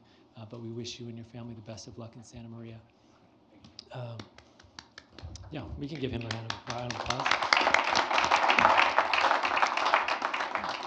Not just your service as your most recent service as assistant superintendent, but from being a teacher to an assistant principal to a principal, and so on. And even your brief stint here at the county, they couldn't keep you too long because we know even though you're also going to Santa Maria, your heart here is in Riverside. So thank you for all the contributions you've made to our district. Also wanted to thank Ms. Fernandez of DLAC for being here and keep us informed and doing a lot of heavy lifting as well. I mean, you look at this list that she provided us, and I know the audience didn't get to see it, but she has, with her committee, started ELAC at just about every one of our campuses, and there's 2 that here are saying are in the process, but otherwise, she's made sure that our English learners have a voice at every one of our campuses, and I think that should be applauded too. So I applaud her efforts and those of her committees. I don't know if she's still here. Is she still? She left. Okay, but yeah, I definitely commend her for her work. And also to Mrs. Loyal from the PTA. I know that is also can be a thankless job. Being a volunteer can be a full-time job. So thank you to you and the council for your work in 2019 and for your continued efforts in 2020. And last, just want to commend the entire staff and all the students on a great 2019. I think we have a lot to celebrate. We accomplished a lot of milestones, and we should be proud of those efforts. And I think we'll learn more on the dashboard today. There's a lot of bright spots, but there's also some nice paths that we can work towards getting better on. So I'm grateful to the staff for all the work that they've done this year and for the strides that we've made in a variety of efforts. And then last, just wanted to wish everybody happy holidays and a Merry Christmas. It's hard to believe that 2020 is just a few weeks away. And I really look forward to all that we can accomplish together in 2020. And sorry, one last thing, I didn't get to commend Dr. Farouk on a fabulous year. As someone who served as president before, it is a heavy lift compared to being a trustee. And being president, you are required to have a lot of responsibilities. And to do that while your wife was pregnant, your wife had a baby, and now being a new dad, I'm sure didn't make it any easier. But we appreciate you leading us this last year. You served us well, and as Mrs. Alavi said, you did it in a professional manner. So thanks for being a good friend, and thanks for being a great president, and enjoy your year as past president. And with that, thank you. Thank you. And now from our student board representative, would you like to say something, Ms. Alcabata? No comment. Okay, thank you so much. Ms. Patricia Lofton? Thank you, Mrs. Alavi. Just very briefly, I attended two events at two of our elementary schools that it happens annually. This is the bike giveaway that Jensen USA does with our partners at the East Hills Business Council. And it's a pretty cool partnership between Jensen, RUSD, and the city and the Chamber of Commerce. And it's an example of, I think, all of us in the community working together to, the idea of that we can be positive and do the takes a village thing, right? So I think it was really wonderful. I want to thank Jensen, and I hope, Mrs. Alve, I wanted to request if we could send a letter of thanks to Jensen from RUSD, because they do this consistently every year. For those that don't know, they have a essay writing contest, and I think it's about 15 or 20 kids at each school are chosen, and they get a free bike. The teachers recommend them, they read them. So it was a wonderful event. And just as an aside, they bring out the guys on the trick bikes, and they do all kinds of stuff. So it was kind of fun to watch. So anyway, thanks to Jensen. The other thing was, I wanted to say, I had a meeting, and I didn't tell the board about this last time, but I had a meeting with Dr. Lewis and Dr. Angulo with a organization called the Master Trades Training Facility. And this is a fellow who is working to provide pre-apprenticeships to our students. For those of you who know that career technical ed has been a big push in our district. I mean, when I came on the board, I think we had three technical ed pathways, and now we have 44, I think. So I know that one of the things that we're having trouble with in one of the pathways that we started at Ramona is the construction pathway, skilled trades pathway. They are having trouble with placing the apprentices, right? I'm looking at Dr. Lewis, so I make sure I have the verbiage right here. So this fellow would come in and do a pre-apprenticeship program, which is certified, which then the kids could go into the apprenticeship program, and then we have articulation agreements with our community colleges. So this provides a good pathway for our kids to get skilled, high-paying jobs. So thank you, Dr. Lewis, and I hope you'll give us an update on that as we move forward with that. So, okay, thanks. And also, I just wanted to say to everybody who knew my daughter Olivia was very sick, thank you for your kind wishes. She's on the mend. She's doing much better. So I think we're on the upswing of that. So thank you very much. It's been a rough few weeks. Dr. Farouk, thank you. Fabulous job as president, having just been the past president. I can attest to how difficult a job it is, and it does take a lot of time, and you've represented us so well. So thank you very much. I appreciate it. And happy holidays to everybody. Fabulous staff, board members, everybody here. So thank you. Thank you very much. Mr. Hunt. Thank you, Ms. Alavi. First, thank you to our staff, Dr. Hanson, all involved about the CPU MOU this afternoon. You know, I remember when we did Measure O, since it's a topic so much tonight, we talked about that our bonding capacity is 398 million, whereas Corona and Norco had 10,000 more students, and that's significant. It's a district, but still, they have a bonding capacity of $1 billion. Riverside, 398 million. And a lot of it has to do with we're a very old city. As I mentioned before, the graduating class at Poly this year was the 132nd graduating class at Riverside Polytechnic High School. And the reason we don't bond as much because we're the center of government, whether it's federal, state, local, you know, dominates our downtown. We have Cal Baptist, we have California School of the Deaf, Sherman, RCC, and UCR. They're all properties that can't be taxed. They're not taxable.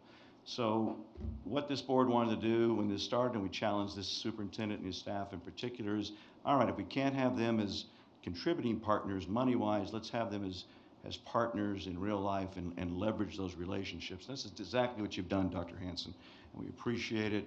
Long overdue to have a relationship with Cal Baptist, such a fine institution. There's so many cutting-edge things they have there. I can't wait to see us bring the nursing program, even their aviation, and have those connections. So thank you for that. I did go to the CSBA meeting as a delegate. You all did, of course, but I was there first as delegate. And mainly, there was a lot of talk about the state facilities bond and the split roll tax bond. I know that we, as a board, had a resolution in support, but the more I found out about some of this that wasn't shared, I think that we need to ask if we could. I'd ask the staff, Dr. Hanson, Ms. Kadish is our government relations, to have Kevin Gordon provide us with a real update and understanding of if these bills pass, or if these propositions pass, what it will mean. We have to redo our master plans on some of them, and I think we really need a real deep dive on this year and how that works. It was quite unsettling for a lot of the folks of the 600 delegates that were there that day. So I do hope we can look at that. Also, Dr. Hanson, I've been meaning to do this. I did not respond to Teacher Perez, but would you like, if you would, after the first year, you and I have talked about this, I'd like to have a tour of John W. North High School. In particular, I'd like to see the science wing. I think there's been some discussions that they do have or they don't have the proper equipment that Mr. Perez claims. I want to see what they do have. So if you and your academic staff could escort me there, I'd sure appreciate it, sir. Thank you. I want to thank the ELAC presentation tonight. That is so impressive. What you presented, and gladdens this 12-year member so much that we're making progress there that really wasn't much 6, 7, 8 years ago. So thank you for what you've done and the work that you and all those volunteers put in. I hope to see that list on our website. I asked Dr. Hanson if you would talk to your, and I'm sure the board would agree on this, if you would talk to some of your high school leadership and ask if a drum line could be coached into marching in this year's Black History Parade. I understand that Mr. Dale Roberts shared that would be his dream, to have a high school drum line. And I thought, well, I don't know anybody be against it. So it'd be wonderful if North in particular, but if you could look into that, I'd appreciate it. I'd also like to know a little bit about our substitutes, and because we do have quite a number of substitutes each year. What onboard training do we provide them as far as our culture, as far as the new security items we have, the Raptor program, et cetera? Are we providing this to them so there's ease of continuity when they come into the classroom and are prepared academically, they're prepared to teach in your district, Dr. Hanson? And just a couple more things, Ms. Alavi. One is, we know that the Early Start Bill, SB 328, passed. Unfortunately, our own was against the resolution of this board, and it will go into action on the July 1, 2022. And it sounds like a long ways away, but again, as we argued and against it, not one size fits all. I hope we will begin soon, Dr. Hanson, convening some stakeholder groups, working with our PTA and other PTOs to look at how we're going to implement this and the effect it's going to have on Riverside, as Dr. Fruit brought out in his comments earlier, that we have a lot of parents, as mine did, that commuted outside of Riverside to go to work. So how are we going to handle this? How will it work? All of our high schools right now start either at 8 or a little bit earlier. Now they'll be mandated, except for zero period, to start at 8:30. What does that mean as it trickles down to the little people, what time they have to be on campus?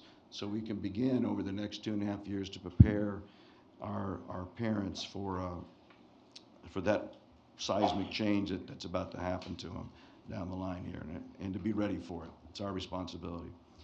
And Dr. Farouk, I'd like to thank you for your service this year as our president. I echo my colleagues in that it's not an easy job.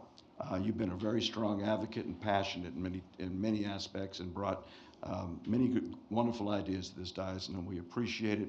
We haven't always agreed on every item, but if we did, they wouldn't need both of us. They just need one of us. So I appreciate, Angela, that all you've done and what you mean to our district and to this board. I wish you the very best, and thank you for your work. I know it wasn't easy.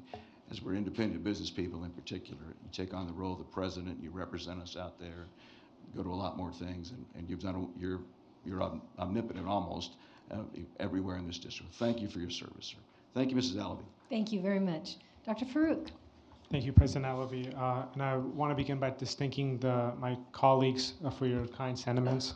It's been a very special year for me, not so much about having been the president, but as Trustee Lee alluded to, becoming a father has been an incredible journey, and I'll never forget this year ever, because of that.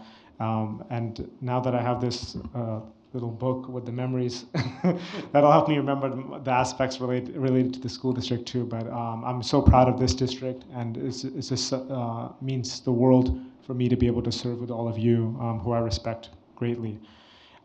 Just a couple of comments. I wanted to echo a lot of what Trustee Lee said regarding Ms. Fernandez and her incredible organizing efforts, because a lot of those things that she's establishing, that becomes the foundation for broader engagement and franchisement and greater voice. And so it's really an important foundation for the future. And then the Cal Baptist, a great partnership there, and what President Ellis has done, really, even beyond just the relationship between our district and the university, for us to be able to see the kinds of transformative impact that their leadership has done, and what kinds of things we can glean from that as well, I think is for us to heed very well. Trustee Hunt mentioned the California School Board Association. It was great for us to be there. I wanted to highlight, just the great job of Assistant Superintendent Antonio Garcia for putting that panel together. And again, this is a great testament that professional growth systems and other things that the state associations look to our leadership as a school district on the great work that we're doing. The presentation was very well received, and I appreciate everybody that participated in it on that panel. But again, it's a testament to you having taken on that role as Assistant Superintendent for PGS, and the great work you're going to now do in your new capacity as superintendent. So as a friend and as a professional, I just really respect that. And I thought that CSBA was a great way of kind of just encapsulating the value of that, and how much school districts throughout the state are looking to replicating that model. So thank you, Antonio. And I know we're going to hear about the dashboard soon, but we have the data has already been out. We've even put out a release about it, and I just want to say that the Riverside Unified School District, having the highest graduation rate in the entire county of Riverside, having the highest graduation rate of the 16 largest school districts, which we're a member of in the state, is a great testament to the strides that we're making. And we know that in this industry that there's not always apples and apples. If students that come from higher poverty rates have inherently greater challenges before they even come to our doorstep. And I think it's amazing to see that, that regardless of that, our school district is moving on strong. And I'm excited to hear the overall data that comes from that, but that I think is something we can really be proud of, especially when English learners, special needs students, and a variety of others have had tremendous strides in helping us reach that 97% rate. And Mary Beth Loyal, thank you for your leadership with PTA and your invitation to engage all of us. I can speak for myself that we're definitely very interested and appreciate your ability to facilitate that constructive dialogue. And lastly, I just want to say to my friend and colleague, our new president of the board, Kathy Alavi, how much I'm looking forward to this year under your leadership. I know you're going to do a phenomenal job, and I'm here to support you completely. And I just also want to say that I'm looking forward to, I'm not a member of the operations subcommittee, but I'm looking forward to seeing the direction from them about getting planning efforts going on the North Measure O progress. So I'm looking forward to the direction of that. I know Trustee Hunt, you're probably going to be on that committee again, and I appreciate your advocacy on that as well. And thank you. And Merry Christmas to everybody. Happy Hanukkah. Happy holidays. And so thank you.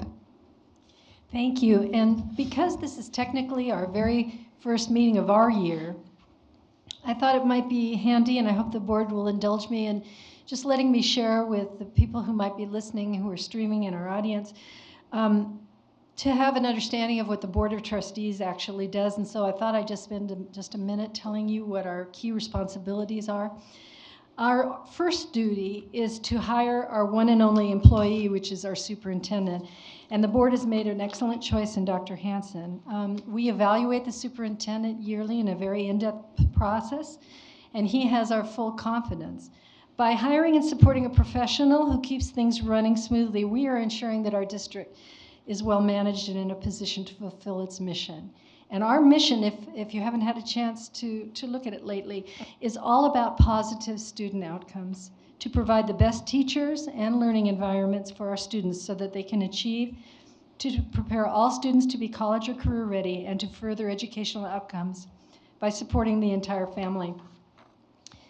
But our second duty, if our first duty is to hire a good superintendent, probably our most important responsibility is to look to the future of the district and the community and create a vision for the path we will take.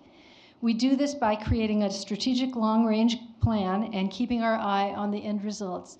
And we spend a lot of time envisioning what our community may or may not need in the years ahead. Thirdly, we monitor, and tonight we're taking a look at our state dashboard. That's one way we can monitor. There's lots of other ways as well, such as our financial health and our progress towards all our goals. And finally, we are advocates. Because we are all elected officials, we advocate for our school system. Our stipend is less than $1,000 a month, so we don't do this for financial gain. We are technically your neighbors, and we do this to be of service to the community, our schools, and our students. We keep in mind the moral imperative, which is to educate our students to be the best they can be in life. This is the greatest mission and responsibility that any board can have. So once again, I want to thank all of our board, and I assure them that I will work hard this year in taking on the mantle of president, and it'll be a hard act to follow from Dr. Farouk, but I will do our best. Thank you. And now we are going to do some of that monitoring that I was talking about. We're going to pull item R2 forward, and we are going to hear a report on the California State dashboard results for this year.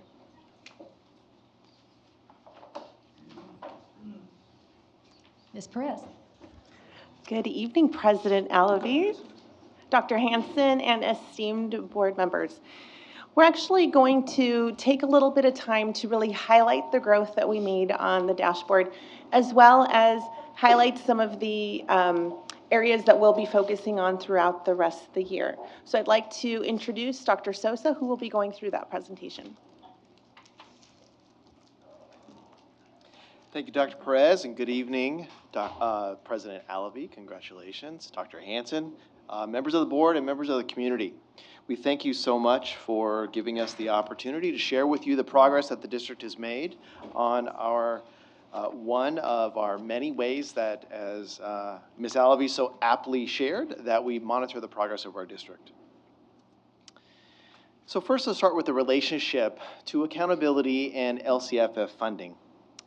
The graphic that you're seeing on the screen here displays the relationship between the local control funding formula, that structure in which the state puts in front of how districts are funded, with our long-range strategic plan that we refer to as our LCAP, that is monitored by the public and by ourselves through the California dashboard. Now, just by way of reminder, the dashboard has two parts to it: the state indicators, of which we'll spend the bulk of our time sharing today, and our local indicators. The graphic that you see here next on the screen is really meant to show the alignment between the state dashboard indicators and our local RUSD dashboard indicators. The state has 7 indicators, of which we'll speak about here in a moment. Those are supported directly and foundationally by the 14 RUSD dashboard indicators that are right at the heart of our guide for instructional direction, which we lovingly refer to as our playbook, or that really is our strategic vision for what we want our students to be college, career, and world ready. When we look at both of those, we notice that they are supported by the dashboard local indicators. Those are pieces of our LCAP that are directly supported by the actions and services that are within that document. And we provided a report to the board in October demonstrating progress towards those. And at that time, we were very pleased to share that the district has reached the standard met level in all of our local indicators for the year. I recognize that the Board of Education is very comfortable with interpreting what we refer to as the 5x5 state dashboard matrix. But for the sake of the community that might be watching at home and for our audience behind me here, I'd like to take just a few minutes to go over what sometimes can be a complicated graphic. Performance on the state indicators are based on both current performance, which we refer to as status, and change, which would be the difference between the current performance and the performance of the prior year. For status, you'll notice that it ranges on a 5-point scale from very high to very low. Change also has a 5-point scale across the top that you'll notice is from starts on the far right-hand side from increase significantly, going to the left to decrease significantly. The example that we would see here on the screen would demonstrate that for this particular indicator, there would be a very high performance level with a change level maintained that would intersect right at the performance color of blue. There are 5 performance colors that range from blue at the highest to red at the lowest. When we start looking at the indicators, 6 out of the 7 indicators will have a performance matrix like this that we will review. So we'll start off by looking at our academic indicators in both English language arts and mathematics. The academic indicators here that we're speaking of are given to students within grades 3 through 8 and 11. They're based on a measure that we refer to as distance from standard. Students who take the assessments in the California Assessment System of Students' Performance and Progress, or what we sometimes call CASP, receive scale scores each year for their performance in both of those indicators. So if we take a moment and look at the graphic that is on the left, that could be an individual student score.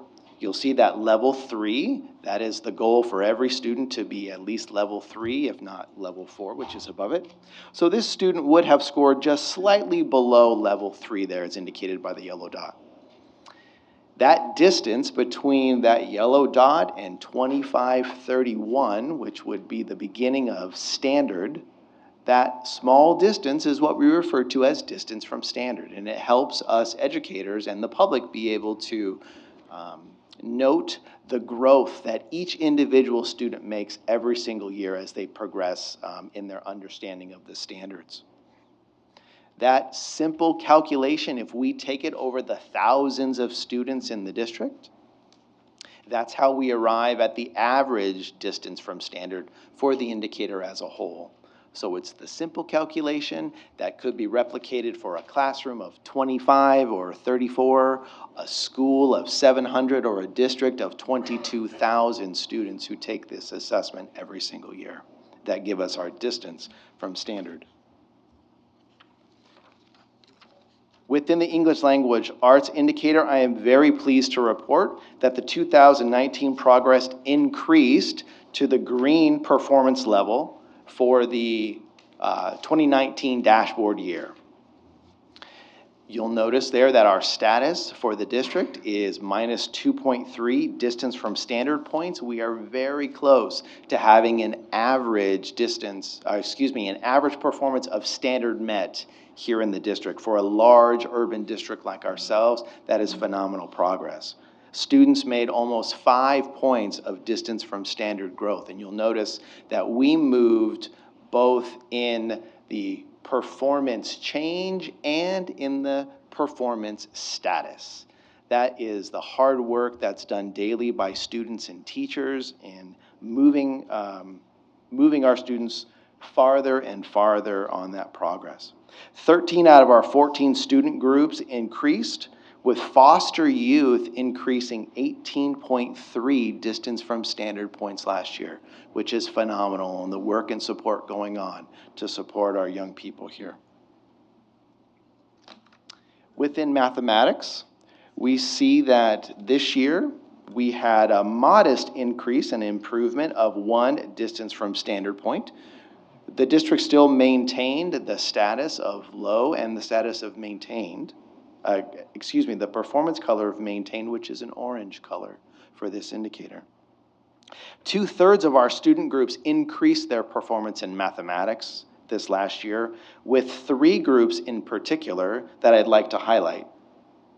Students with disabilities increased their mathematics performance 8.2 distance from standard points, and African American students increased by 5.1 distance from standard points, with Pacific Islanders also increasing by 5.9 distance from standard points.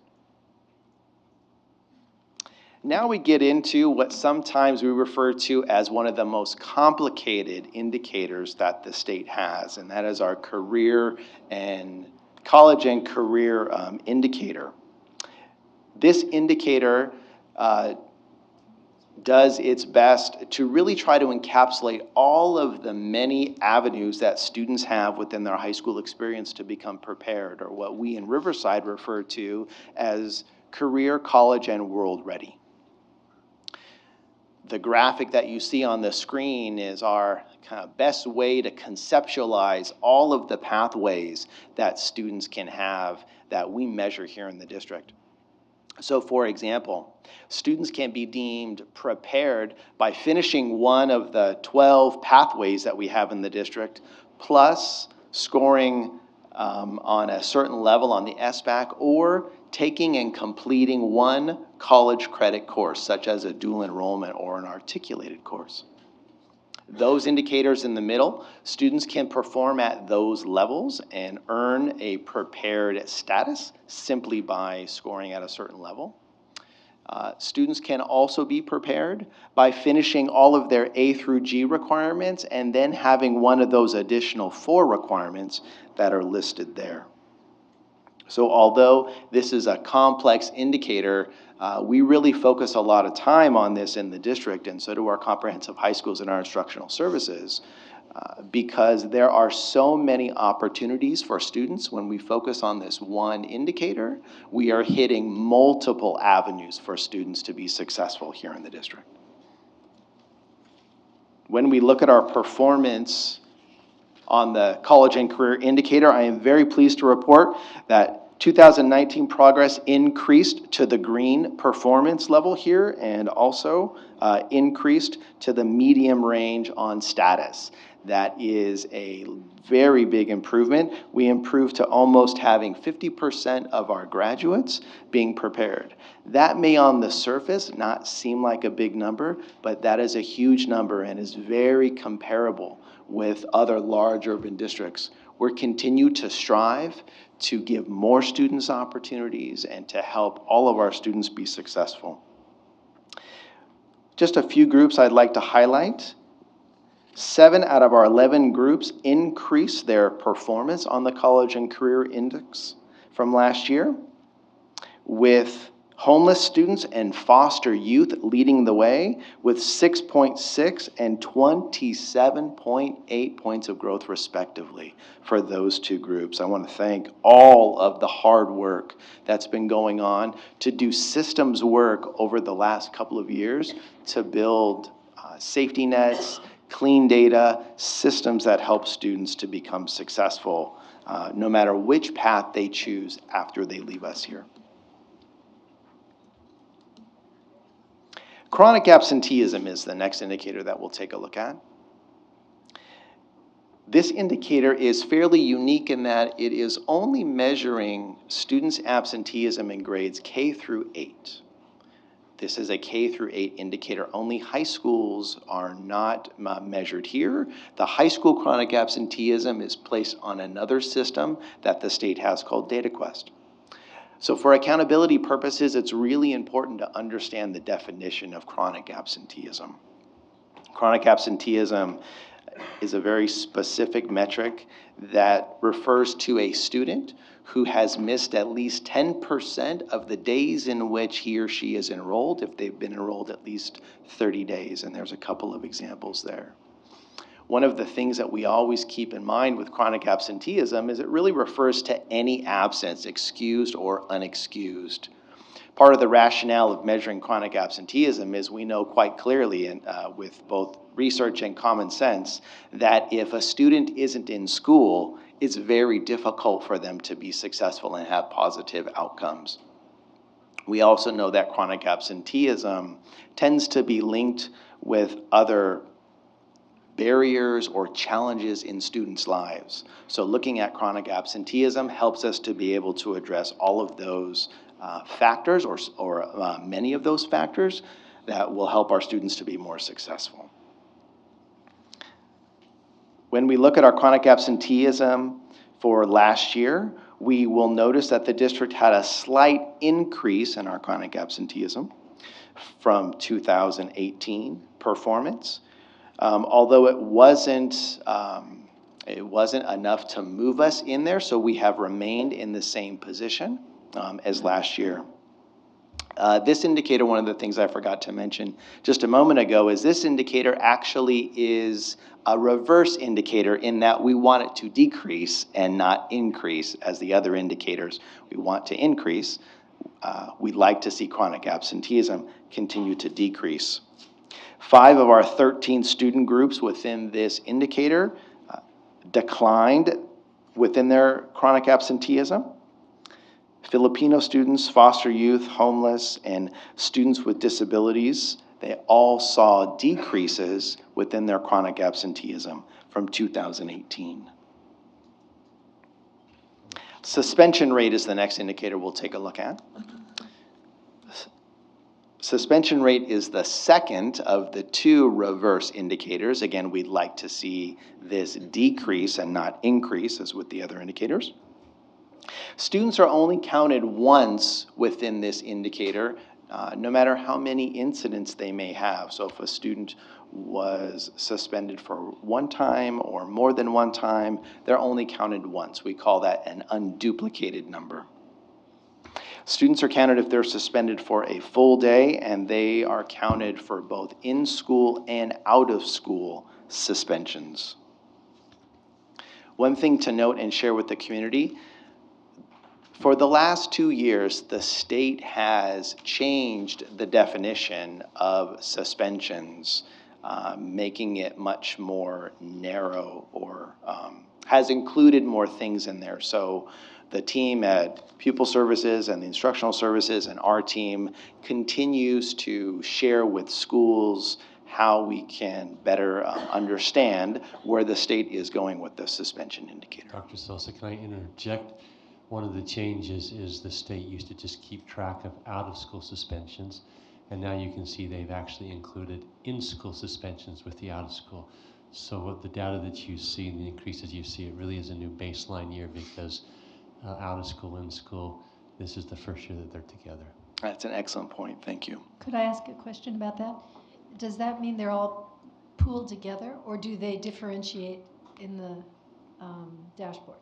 That's an excellent question. They're all pooled together and considered suspensions. Okay. We are monitoring each of those segments internally separate, however, Okay. because different solutions would be necessary for each of those. And Mrs. Alvey and trustees, the whole idea is if you pull a student out from instruction, that can be a problem.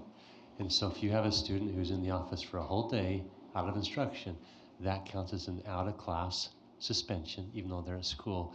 And you can see right there, one incident, and it puts you into this indicator. And so the whole idea is to keep the kids in instruction to where they can learn. If possible. If possible.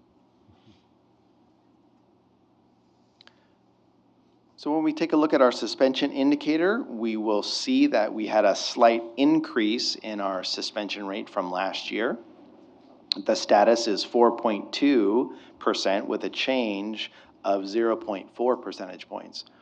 This is also an indicator, and I failed to mention this prior, but I'd like to mention it now, that is influenced by outside forces many times. There are things that happen within our communities. There are things that happen within different times of the year that from time to time are outside of the scope of what we would call other means of correction, or helping students work through some of their issues that they might have, or reasons that they might need some support. So we have to recognize that there can be variance in this indicator because of things that we can't control. We do like to highlight that students with disabilities and African American students decreased in suspension rate significantly from last year to this year. And those were two groups that the teams focused on specifically, going through what we call a cycle of inquiry, looking for solutions that were targeted to help support those students. So that knowledge that we gained last year, the teams can apply it to help other students to be more successful in the classroom as well. This next indicator is a very unique and is a brand new indicator. We refer to as an ELPI. We call it the English Learner Progress Indicator, and this is a new indicator for this year. So I'm going to take just a moment to kind of explain this. This indicator is something we would refer to as a true growth indicator, in that we're measuring students who grow on their English language proficiency assessment for California, what we refer to as LPAC, from year to year. What was very unique about this indicator is that the state actually took a look at the decades of language acquisition research that states on average a student requires 5 to 7 years of continuous language acquisition support in order to be fluent in their second language. So the state took all that into account and actually made an indicator, as you'll see, that's noted there below, where the two middle levels are broken up. So instead of expecting that a student who is brand new to English master that language in 4 years, this gives a more realistic and still rigorous expectation that students progress over time, that they take steps in their acquisition of academic English. Those 6 ELPI levels, or English Learner Progress indicator levels, will be what's measured from here out with this indicator. Since we only have 2 years of scores for LPAC, we can only have a status this year. Next year, when we have 3 years of data, we would expect to see one of those 5x5 matrices that we saw at the beginning of the presentation that would show us the growth from 1 year to the next. So what the bar graph, the stacked graph in front of you demonstrates are the different percentages of students that moved within the ELPI indicator. The very last indicator we'll speak to tonight is our graduation rate. The graduation rate for the indicator combines both comprehensive high schools and alternative high school graduation rates. In years past, the state used to only look at the outcomes for the comprehensive high schools. Well, now we understand even better that all students matter and that we need to be looking at the outcomes for all students. And so 2 years ago, the state brought in the alternative schools into our graduation rate. But we still recognize that the very nature of the schools is different. Students go to an alternative high school because they need a different educational program. The large school sometimes doesn't work for a student, or they want perhaps a more focused program that has something different to offer. So the comprehensive high schools function on a 4-year cohort graduation rate. In other words, students who begin their high school career 4 years before they graduate. Whereas alternative high school rate just goes on a 1-year graduation rate. In other words, the students who are designated as 12th graders the year that they graduate. As Dr. Farouk mentioned just a few moments ago, we are so pleased to share that Riverside Unified School District has increased to the very high status level and the blue color level.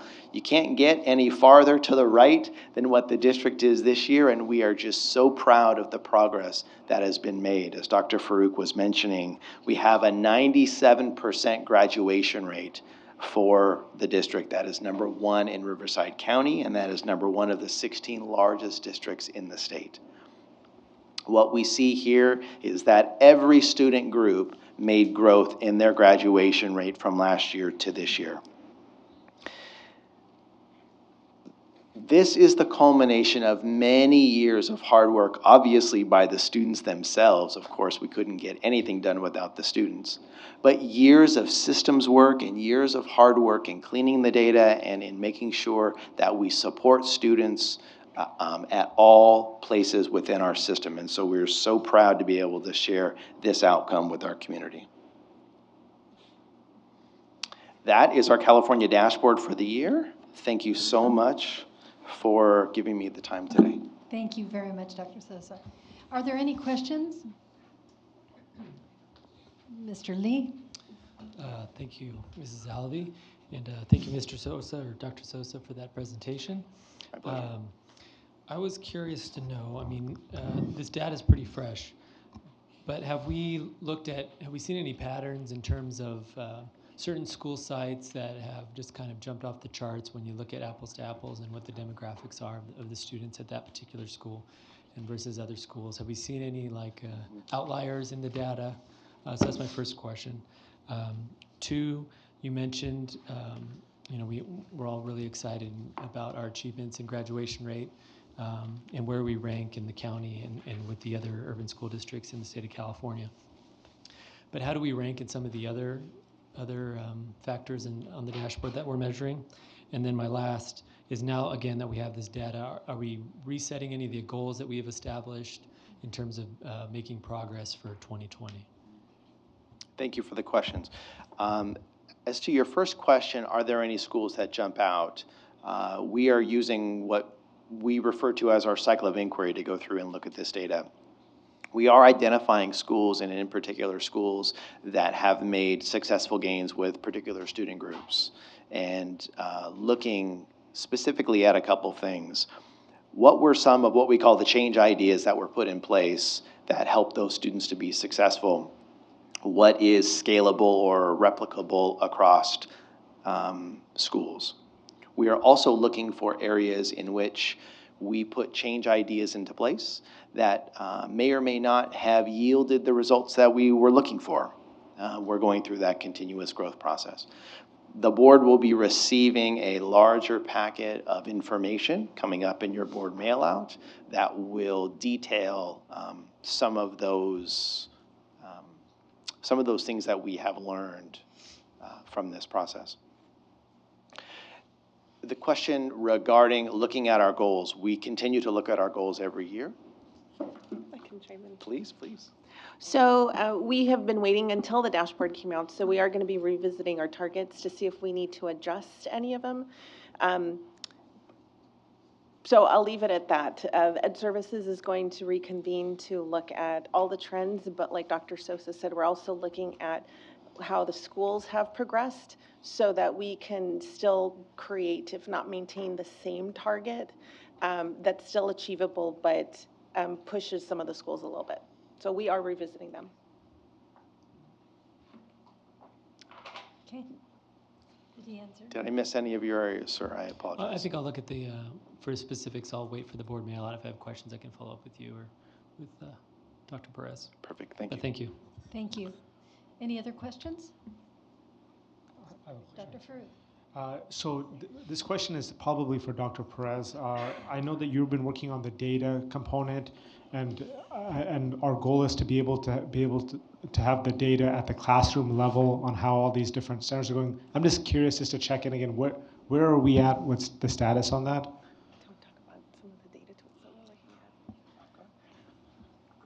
So, but do you want to be more specific? Just wonder, how are we drilling down more access for teachers and principals to access the data? Well, I remember you've been working on a longitudinal project over multiple years about us being able to drill down not just at the school site level, but all the way to the classroom level on how students are performing. I just wanted to know where we're at in relative to this process now. So no, thank you. You're asking about our RUSD dashboard, and so that is up.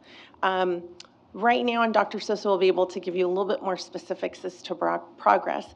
The long-term goal, which we're still not yet, where students can drill down to look at their own data, be able to track their goals, we're certainly not at that place yet. However, we are making progress with the teams, with our programmers, to provide, at this point this year, principals with data that is readily available. This year, we are looking at just some static data and actually I'm gonna hand it off to Dr. Sosa, and he can tell you a little bit about the static dashboard, which provides a little bit more malleable data for staff. Thank you.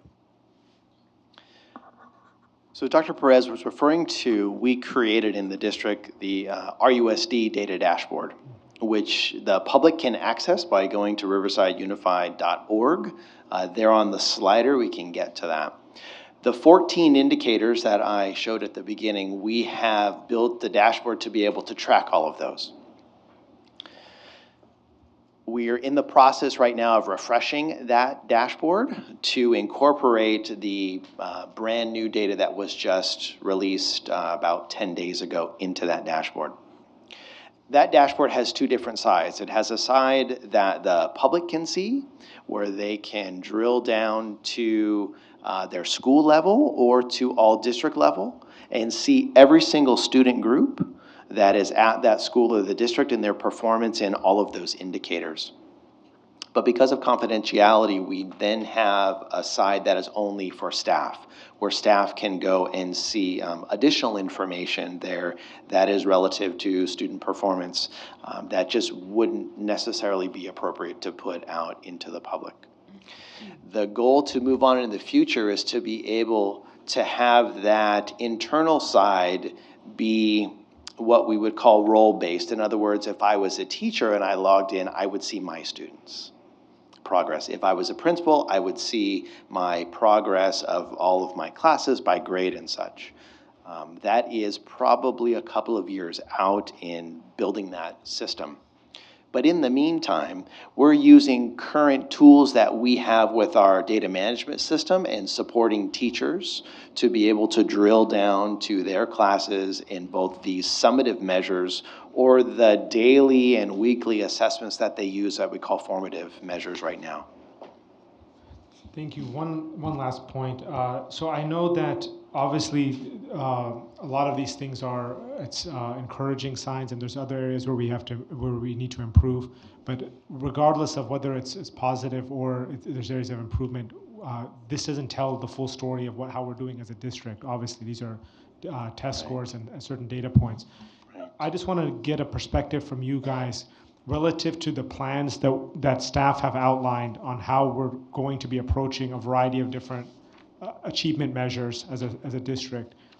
How much are you factoring in this specific dashboard metrics relative to other measures of how you're determining the progress that we're making as a district, and in terms of potentially revising our approach based on the data we're receiving? No, that's a great question. And I would say in the last few years, we have been most poised to tackle this. And I really do sincerely believe that's why we have made the growth that we've had. With all of our staff that is clearly focused on the district priorities and have very detailed work plans, not only are they taking the summative data, but they're also looking at formative data or the progress monitoring, which ultimately will lead to results on the dashboard. So again, you mentioned it, it's very accurate. This is just one data point because we're also looking at the policies that we have in place, some of the procedures, and in January and in February when we're looking at college and career indicator, the team will also talk about some of the practices that have shifted in supporting staffs and looking at data. So that's all in the work plans and the work that the teams have been working on this year. And so that's where we feel much more confident in being able to make growth because we're tracking it very meticulously, more so than I believe in many other years. So it is kudos to the direction from the board, but also the work that the staffs in the schools are doing. Perfect. Thank you so much. Any further questions? Mr. Hunt? Yes, ma'am. Thank you. I wanted to ask you, Dr. Sosa, Dr. Perez, and this is impressive, and we have done better, and I'm so glad to see college and career Hispanics and whites have going up. But I'm looking at decline, and it says on two things. One, the college and career, then you look at the absentee, the chronic absentee. The African American student is going up in chronic absentee, and naturally then they're going down in their college and career scores. Have we looked deeper into that? I mean, they're 8%-ish of our student population, 3,500 kids. What's happening there, and how do we work with that? That is absolutely something that the teams are drilling into. Just one reminder, and that the data is fairly fresh for us, and so we're continuing to drill into that. We also want to drill into it by school and by grade span, for example. I like that. That's what Mr. Lee was talking about. You would look at cultures of a school and right, and that there may be different outcomes if we take chronic absenteeism, for example, of the group that you mentioned in K through 6. That might be different in 7-8. They could be the same, they might be different. So we're taking that level of specificity with it as well. We don't want to jump to any conclusions before we're able to look at the problem from many different angles to be able to put the correct solution in place. When will you think you'll be able? When do you anticipate you'll be coming back to bring that to a presentation? That I would need to defer to Dr. Perez. I think we'll convene and probably in a board mail out get to a better place where we can look at that. The point that I also wanted to reiterate that we're looking at district data, and this is the school's data. So the principals and their teams are also reviewing their own data, and that's really where the work is going to happen, is really that targeted reflection as to their individual students. And that would be, as Mr. Lee talked earlier, I mean, the areas of concern and the areas of celebration too, that we find out what we're doing in different areas and what other campuses maybe have a way to bring the child into a more closer relationship with their learning regime. Absolutely, and aside from the work plans, the teams are also, we've talked about this around their equity work. All the principals and their leadership teams have developed problem of practice, many of which are correlated directly to the dashboard. So they're already looking at root cause analysis around their data, and also the Ray team and Dr. Sosa is supporting specific leadership teams to really do a deep dive into their data. Very good. Thank you, Dr. Perez. Thank you, Dr. Sosa. Thank you, Ms. Elliott. Certainly. Anybody else? Thank you. Okay, we're moving ahead to our action calendar, and we've got item 1. We are recommended the Board of Education approve tentative agreements between Riverside Unified School District and its employees represented by the Riverside City Teachers Association. I do have one public comment. Oh, do you want to do a couple of Do you comments want first? me to? Okay. Mr. Kinnear?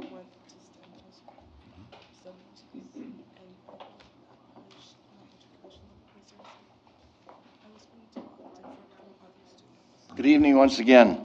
Yesterday, the Riverside City Teachers Association's bargaining team emailed their members information for the ratification of a tentative agreement. When asked, why does the bargaining team believe that this is the best compensation package they can bargain at this time, they responded in part by saying declining enrollment had a negative impact on the proposed salary compensation package. Specifically, they said, declining enrollment and the loss of nearly 2,000 students over the last 6 years accounted for over $20 million in less funding. Furthermore, they stated, the district estimated another loss of 493 students expected for next year. Simply, your proposed building of an 800 capacity, new $70 million STEM high school with local bond money less than 1 mile from north is a poor financial decision. Ms. Kakish? Good evening, Madam President, Dr. Hansen, members of the board. This is a joint effort by Business Services and our Personnel Department presenting partnership between our associations and our district. And so the first one is with the partnership with RCTA, and the district and the bargaining unit have reached a tentative agreement pending your approval and their ratification for a total compensation of 1.29%. The details of that and the cost is attached to the item. That disclosure, along with the next disclosure, have been reviewed by the County Office of Education, along with our financial multi-year projections, incorporating that compensation, and we received positive notes from our COE.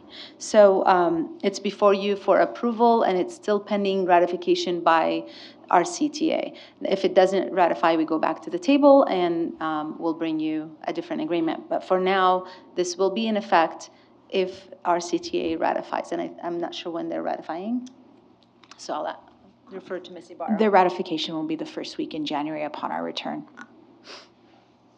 Thank you. Does anyone have any? Motion to approve. I have a question. Oh, I'm sorry. Got a question. Dr. Froof moved, and do I have a second? I, Mr. Hunt seconds. I'll second if I can still ask questions. Of course.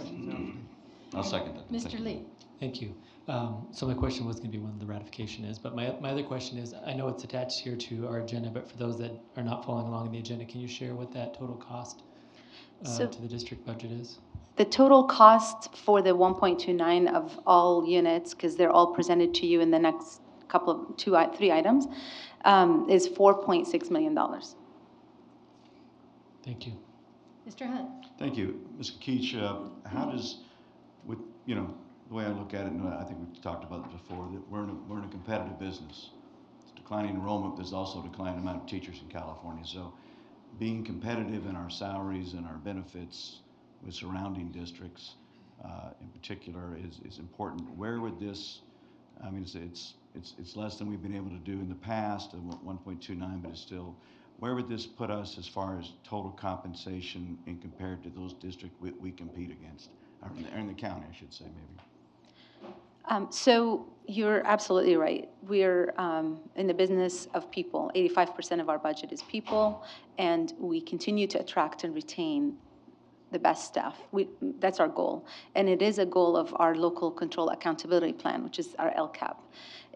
What this does is gives us an ability to meet our goal, which is to stay in the top 3 of the Riverside County districts. We have 23 districts within the county, and this keeps us in the top 3 in the county, which is an LCAP goal.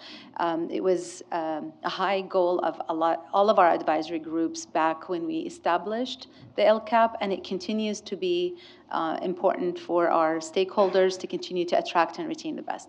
We do have a shortage in teachers over in the state of California. So this is a proactive effort to continue to attract and retain best teachers, but it also, actually with the next 2 items, continues to attract all staff, including support staff and management. Thank you, ma'am. Thank you, Ms. Allen. Any further comments? There's a motion on the table. All those in favor, please raise your hand.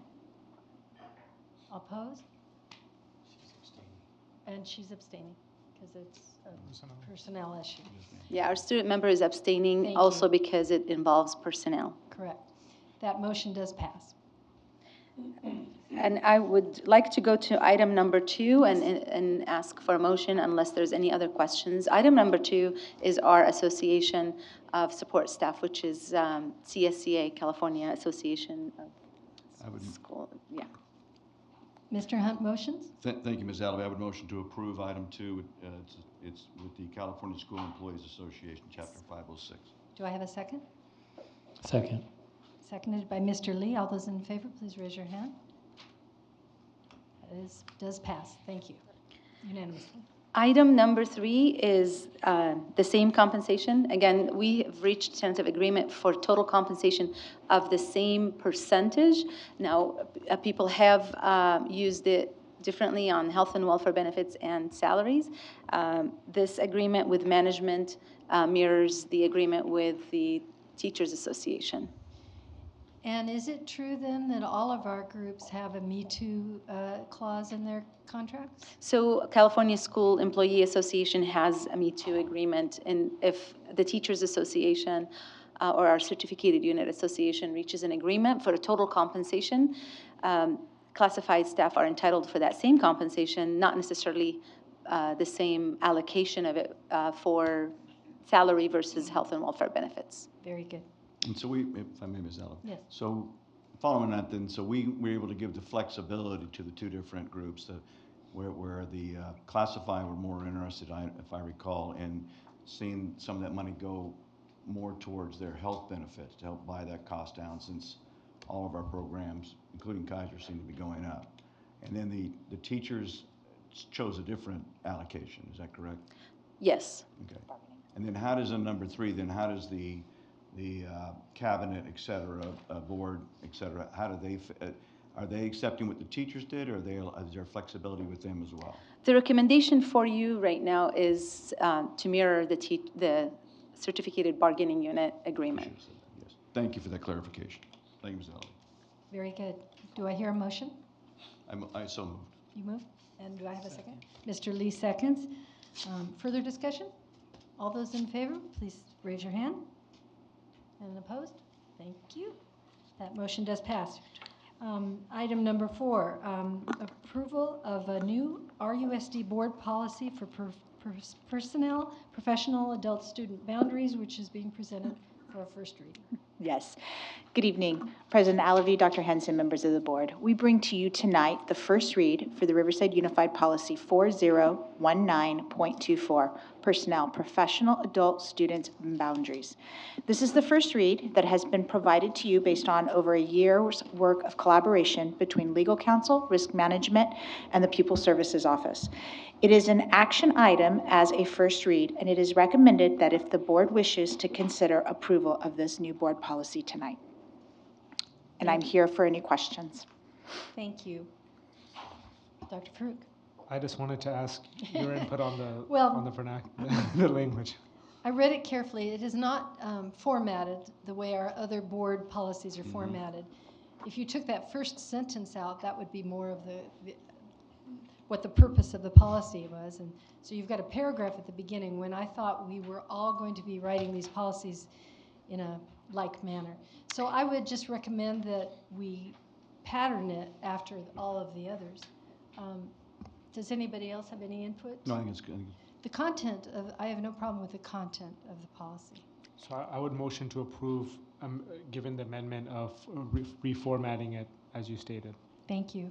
I have a motion. Do I have a second? Second by Mr. Lee. All those in favor say aye. Aye. Aye. That is unanimous. Thank you. Thank you. So can I just clarify, because this was a first read and you took action to do that, and we'll change that, would you like to then follow up with in the mail out? And let you Yes. see the final I think format? that would be a great idea. Okay. So just changing the format. Absolutely. I will work with legal. Thank you. Thank you. And just for clarification, Madam President, if someone, because we all voted in the prevailing manner, if you or anyone else doesn't agree with the way it's been formatted, we can bring it back for reconsideration. Sure. So, because I'm That's a little good concerned idea. about getting it out there before that. So thank you. Sure. there's nothing in the content, it's just the way it was Yes, ma'am. designed. And we appreciate that. Okay, thank you. Thank you.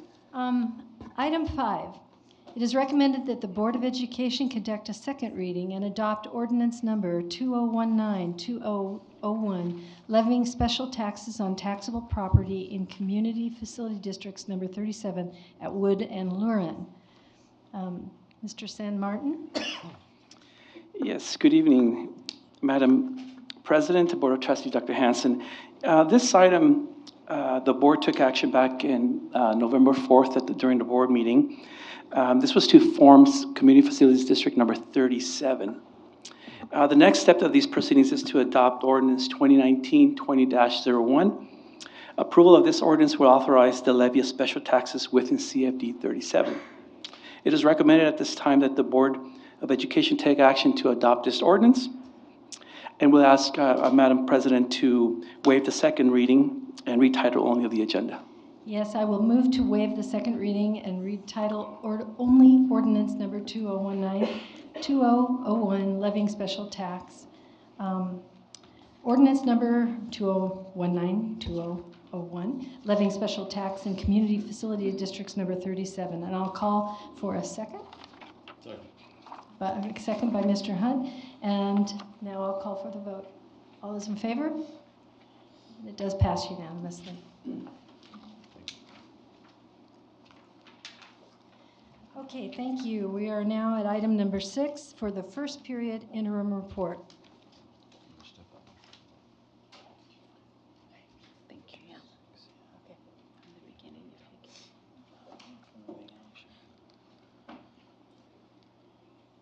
you can rotate with the clicker.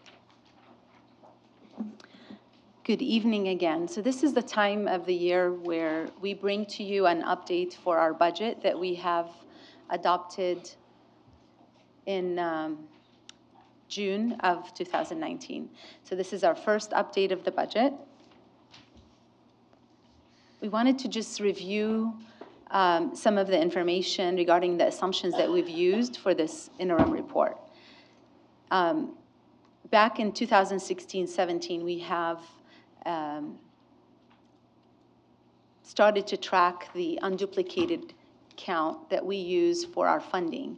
And that unduplicated count has 3 numbers in it: free and reduced students, foster youth, and English language learners. And the combination of all 3 unduplicated is actually a big component of our funding under the new local control funding plan. And so with that, we wanted to give you a little bit of trend of history for free and reduced. We were at 61.59% back in 2016-17, and we have projected, we went up to 66.18. Some of the cleaning of the data that is happening with the dashboard is also affecting accuracy when it comes to free and reduced. So we're now actually stabilizing around 65% of our students are free and reduced lunch. So our unduplicated percentages is reflecting accordingly. So it goes up to 67%, and then it goes a little bit down to 66% projected for our budget today. Our enrollment projections are also just information for some trends since 2016-17. And with that comes our ADA. ADA is the average daily attendance of our students, and it's another factor under the LCFF that controls our income besides the unduplicated count. And so the number of students for the ADA projected at 38,370, the percentage of that is 95.4%. Cost of living adjustment that we have used in our revenue is 3.26 for this budget report. So this is a reflection of that. Now, back when you saw this budget in June, we were projecting 477 million, almost 478 million. The increase to 513 is really due to an accounting entry that the state is mandating that we do, and I'm going to explain in a slide later. That is the stirs and PERS on behalf, $26 million that we have to book now Since the adoption of the budget, the law has changed, and we're now going to include that in all of our budgets, so it won't be a variance after this report.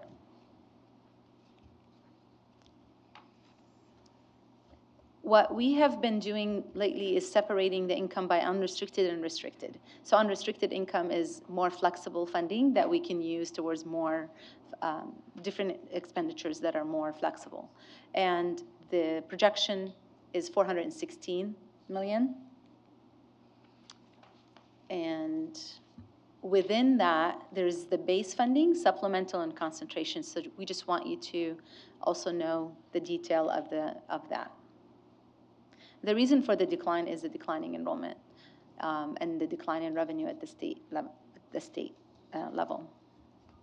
The restricted side is where we booked the accounting entry that I'm talking about, that's TERS on behalf and PERS on behalf.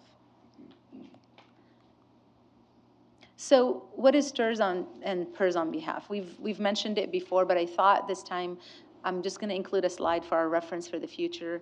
It just gives a little bit more detail about which law that was implemented and how it changed our accounting.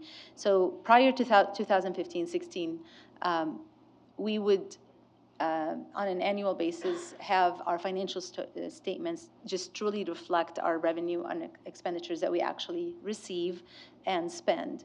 Now, since then, there's been a new recognition that we have to do as an accounting entry. So the state has recognized that STIRS and PERS are creating an obligation at the state level. And it used to be that that obligation for accounting purposes would be booked all at the state level as an obligation for the future. What the state changed in the law is they want to share that dollar amount for the whole state by a government entity. So let's say the STIRS system is only school districts and charter schools, right? So the STIRS was reallocated to what is the obligation by each school district, and they asked us to book that as an entry instead of the state booking that as a total dollar amount. What changed this year is they added PERS. PERS is the Public Employee Retirement System, and that's not just school districts, it's all government entities that in that retirement system, which is cities and municipalities are included in that. And so now cities are going to have to recognize that entry. It is somewhat fictitious. It's really not revenue that we're going to receive and not an expenditure that we're going to spend. But we have to book it in a way that meets the accounting requirement in order for us to understand our obligation for that future liability. Does that make sense? I'm going to stop and ask for questions. Okay. So you're going to see that same $26 million increase. I have a question. Yes. If it's a future liability, then in the future we will end up spending it. In the future, over the years, that yes, it will grow with the obligation and it will be spent. So even though right now it's just an accounting line, it does reflect what we will have to spend in the future. Yes. Correct. Okay. Thank you. So this is a visual of the sources of revenue. Our biggest portion of revenue is our LCFF sources. So now to expenditures, what we did is the same thing. We did it in total expenditures for the district. We projected 497 back in June. We increased it, but mainly for that accounting entry, and we just put it in italics there. It is part of the benefits. It gets booked in the benefits, but we separated it as another item that shows the same exact dollar amount there. And unrestricted expenditures is more true to what we were going to be spending. The restricted is the one we booked the expenditures in. I added this slide just to give you a little bit of an idea of what we actually contribute to STIRS currently. So we will spend the whole obligation in the future, but currently we're spending 18 million, almost 19 million on for STIRS on behalf, and I'm sorry, we're booking 19 million STIRS on behalf that is scheduled to go up to 20 this year. And PERS is a new entry, and it's 6.1. And PERS is the reason why it's much smaller. Majority of our employees are in the certificated unit, and the support staff are in the classified unit. And classified is the PERS. Special education, we contribute $55.5 million to the program. The program overall is about $90 million program. And routine restricted maintenance, we're projecting to contribute $16 million this year, which is 3% of our budget. It's a formula. So this is a detail of the restricted expenditures, and STIRS on behalf is the same exact number that we booked in revenue.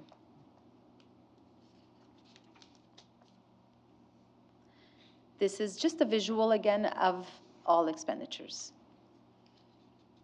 As we mentioned earlier, we are in the people business, and majority of our dollars is spent on employees.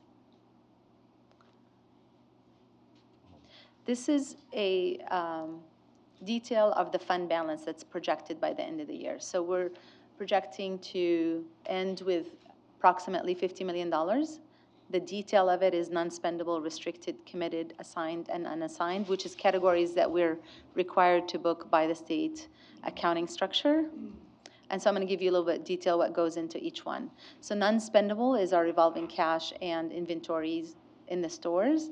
Restricted is these categories. So lottery falls under the restricted area of the fund balance. Committed is if we committed it for a specific purpose, and we are committing it for textbook set-asides and the STIRS and PERS increases. We're scheduled to go for one more percentage increase.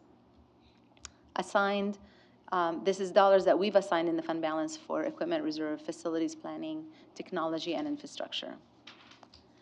And the unassigned is our 2% requirement by law that we have by policy moved up to 4%.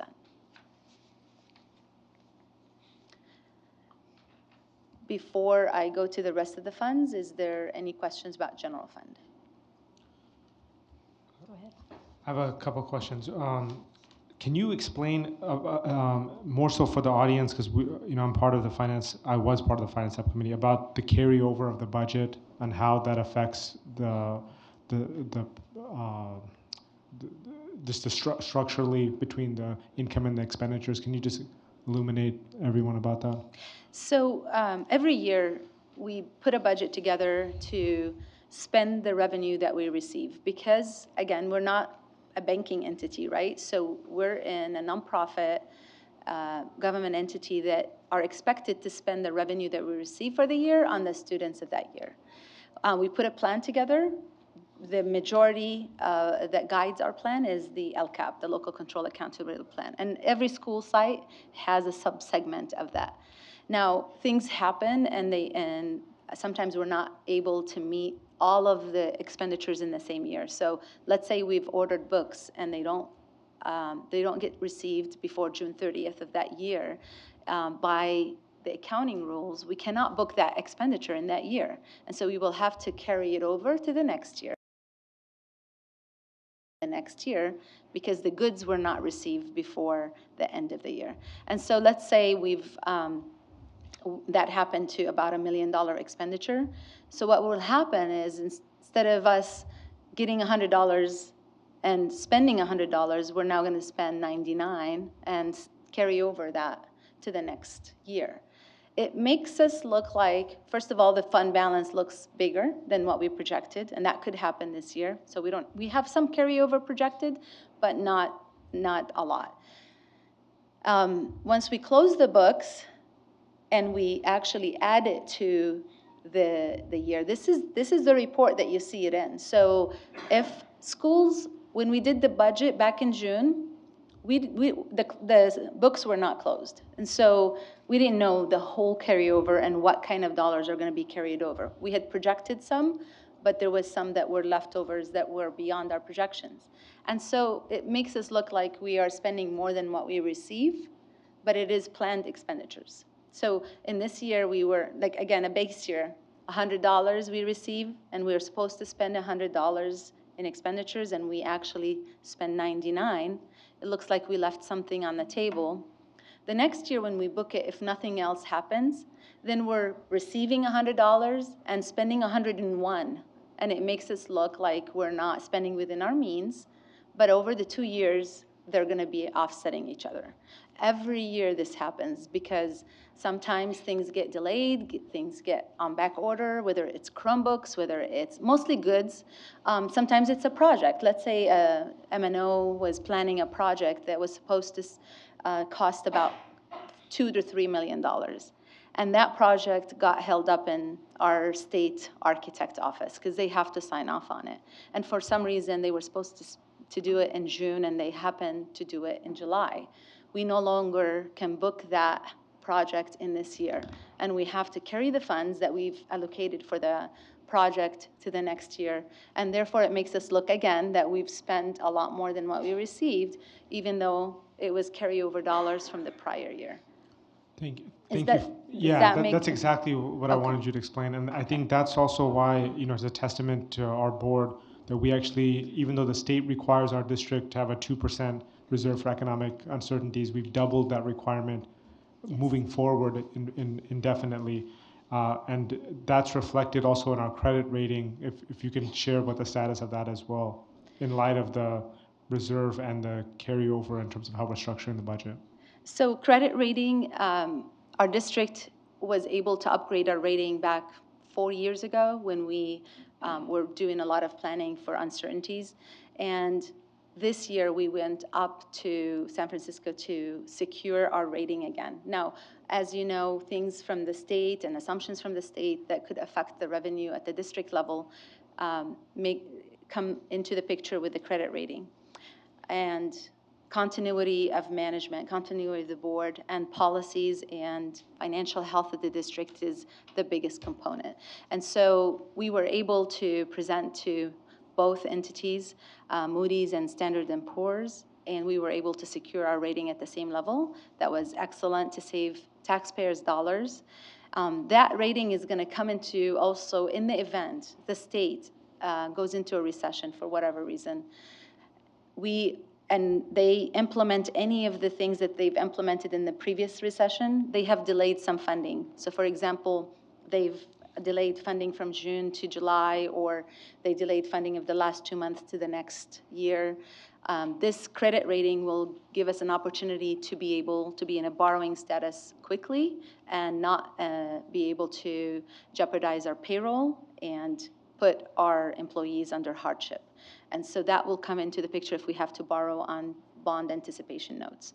So credit rating is important to the district, and it's dependent on a lot of factors, not just the financial health, but the decision-making process of the district as a whole. Thank you for sharing all that. Are there any other questions? Yes, ma'am, I have one if I may. Thank you, Ms. Alavi.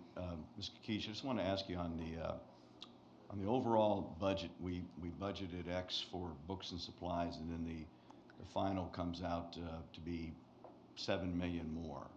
Can you help us understand? And I see a lot of it has to be in the restricted. So how do we have that increase, and what is that attributed to? I know we had a math adoption that was quite a bit of money. So that's a good point. So if we go back to that slide, and it's on the restricted side, under books and supplies? Yes, ma'am. That's exactly the carryover we were talking about earlier. So if there was a shipment that was not done in a timely fashion to meet the need of the previous year, we would carry the funds, and we would also book the expenditure again. Okay, and then how does the reverse work on the capital outlay, where it's $7 million less than we projected? Not that they're related one to the other. If it's in capital outlay, then we've probably delayed a project or moved the project to a different year.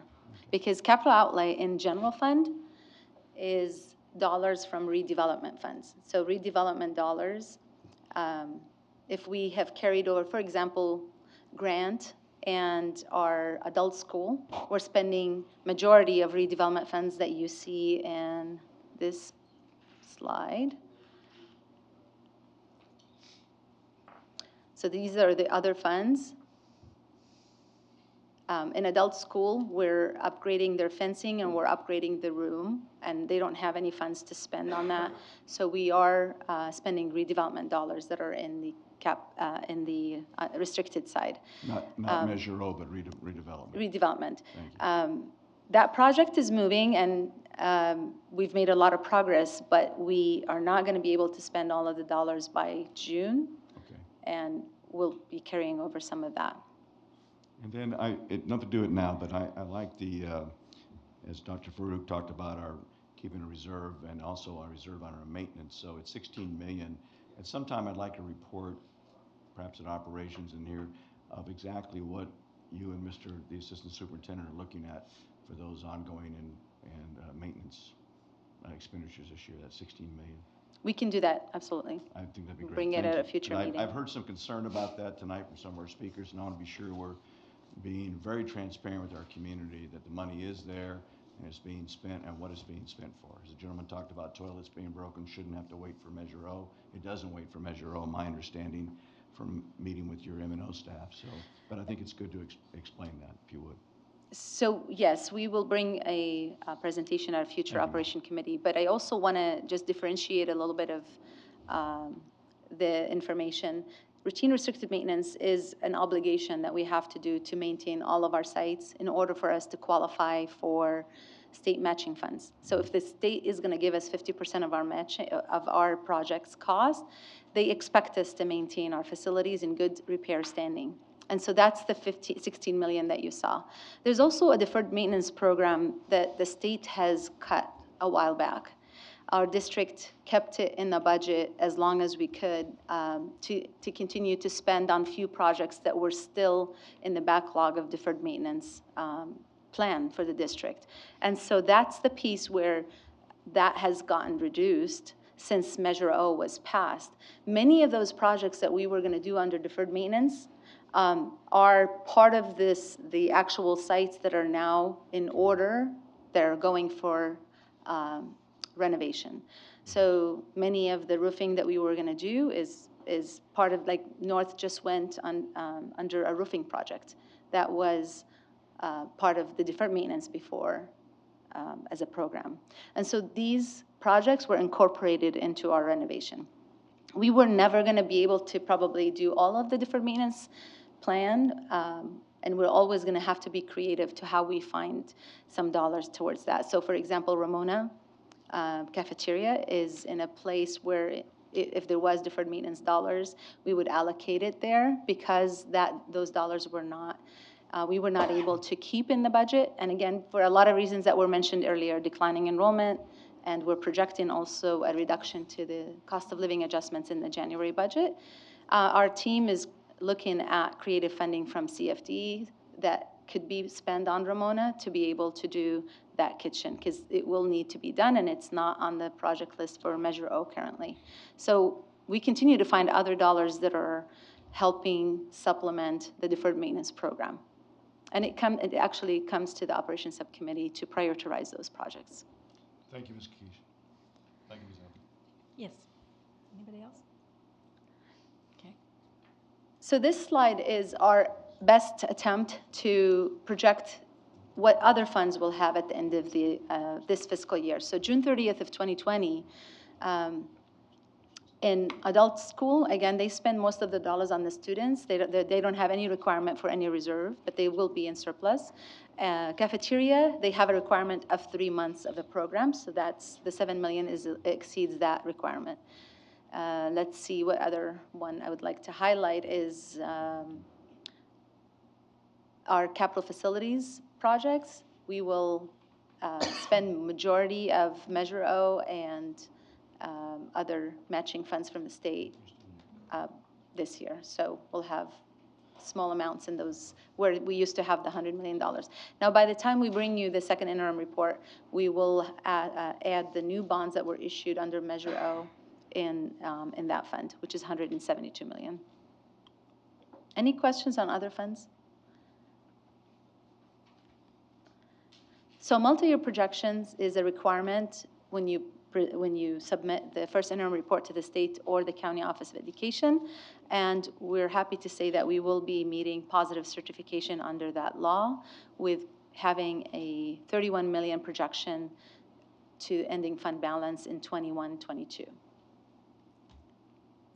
Unrestricted is 24.3, restricted 7.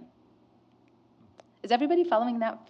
Because I didn't say that it's the last column, 21, 22.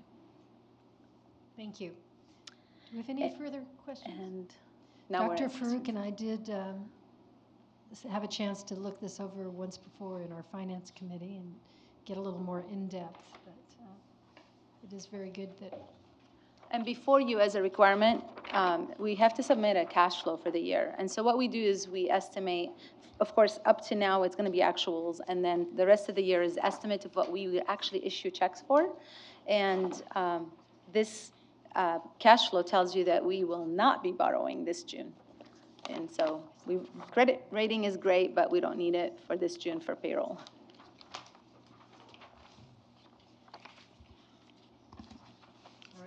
A motion to approve? Yes, thank you, Dr. Farouk. Do I hear a second? Second. Second by Ms. Lockdawson. Any further discussion? All those in favor, raise your hand. And that is unanimously approved. Thank you very much. All right, we are now at item R1, and we do have one public comment. So before we get started on item R1, I think we will hear our public comment. Letitia Pepper.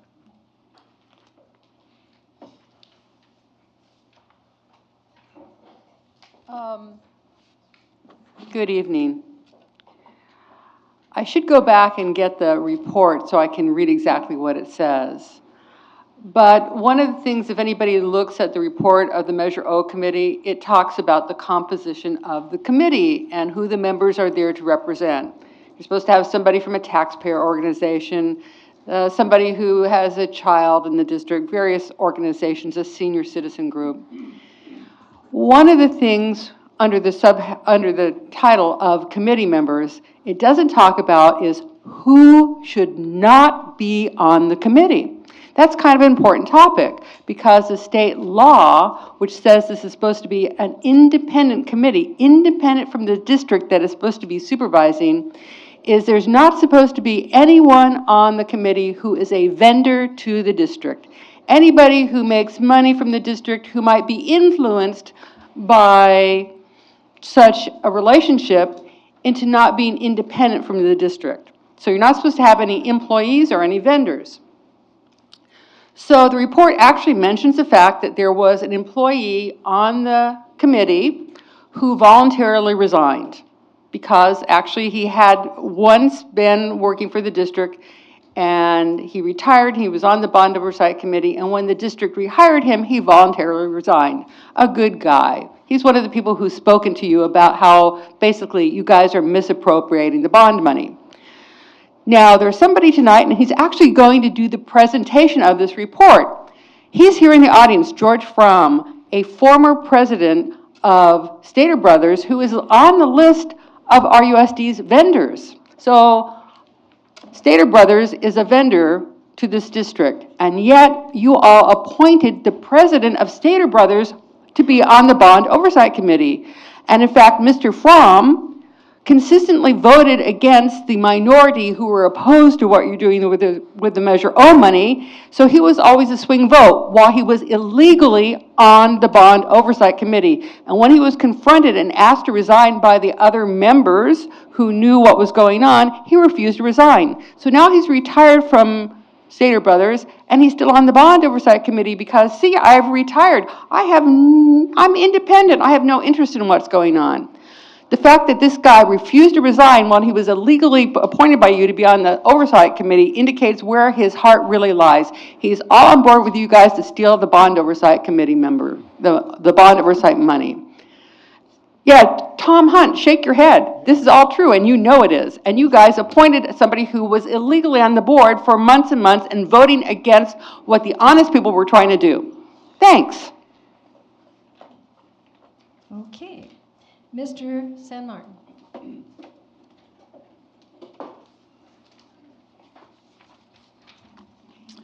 Good evening again. This next item, as required by Proposition 39 regulations, the Citizens Oversight Committee has prepared their annual report for the 2017-18 school year. Mr. George Frem, who is chair of the Measure O Citizen Oversight Committee, will now present their annual report and activities that took place within that year. Mr. Frem. Good evening, President Alavi, Dr. Hanson, rest of the board members. It's my pleasure to be here this evening to present our committee's report, Measure O Committee report. I represent that committee as the duly elected chairman of that committee. Is this how I advance the slides? Or? The first slide that we have this evening is the committee makeup. As you'll see, we had 4 members who terminated, their term ended, and then we have the rest of the committee members, and the committee was supported during the year by members of the RUSD staff that you see listed on the slide.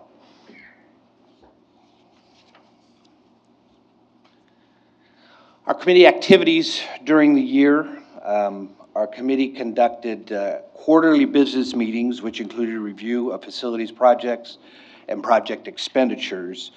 The committee has met 8 times since June of 2017. Our meetings have been well attended by the public.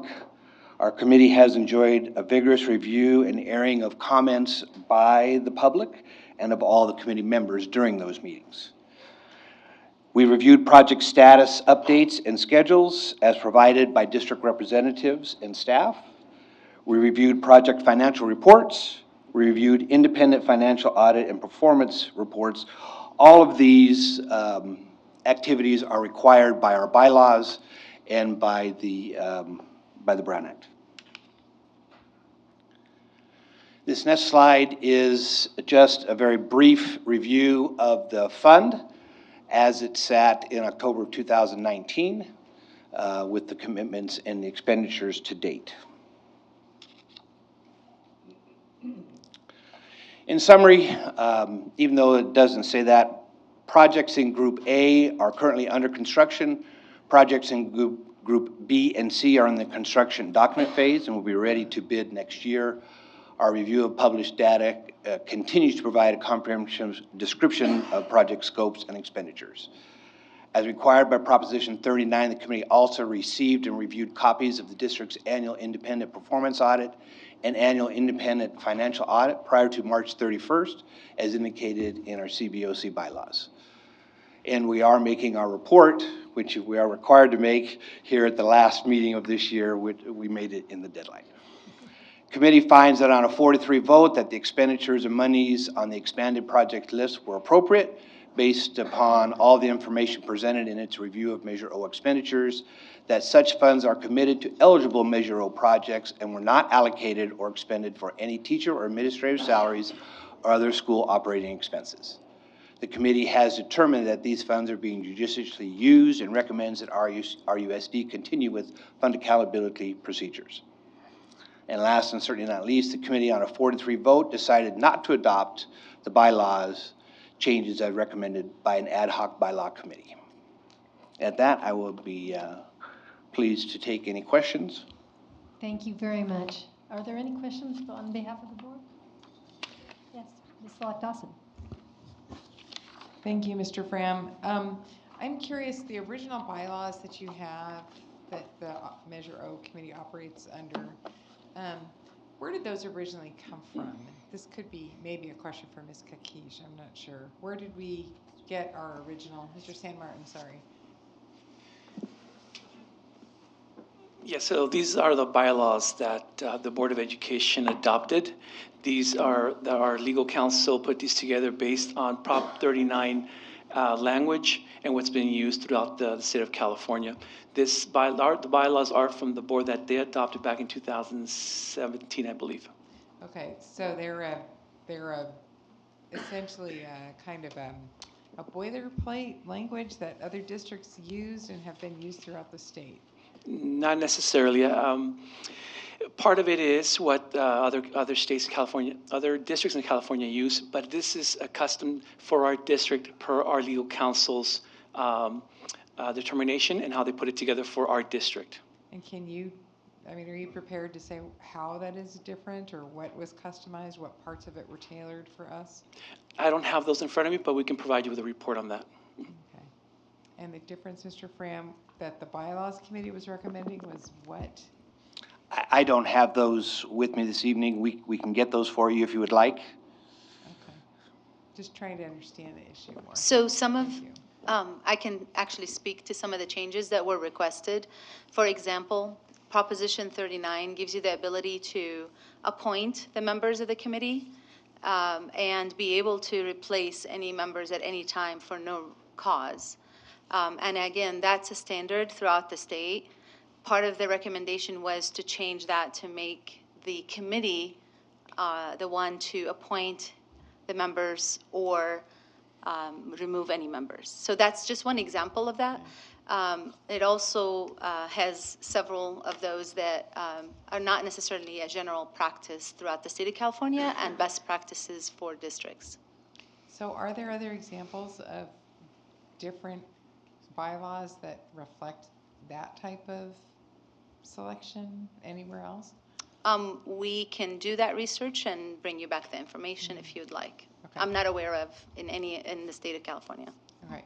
But I can do further. Yeah, I would like research. to see if there's you know, if this is a precedent other districts have, has it been exercised, is it, you know, who's deviated essentially, who's gotten an outlier set of bylaws and why and how that has stood up and worked. So yeah, we can bring that back. We can bring it back to the operation committee.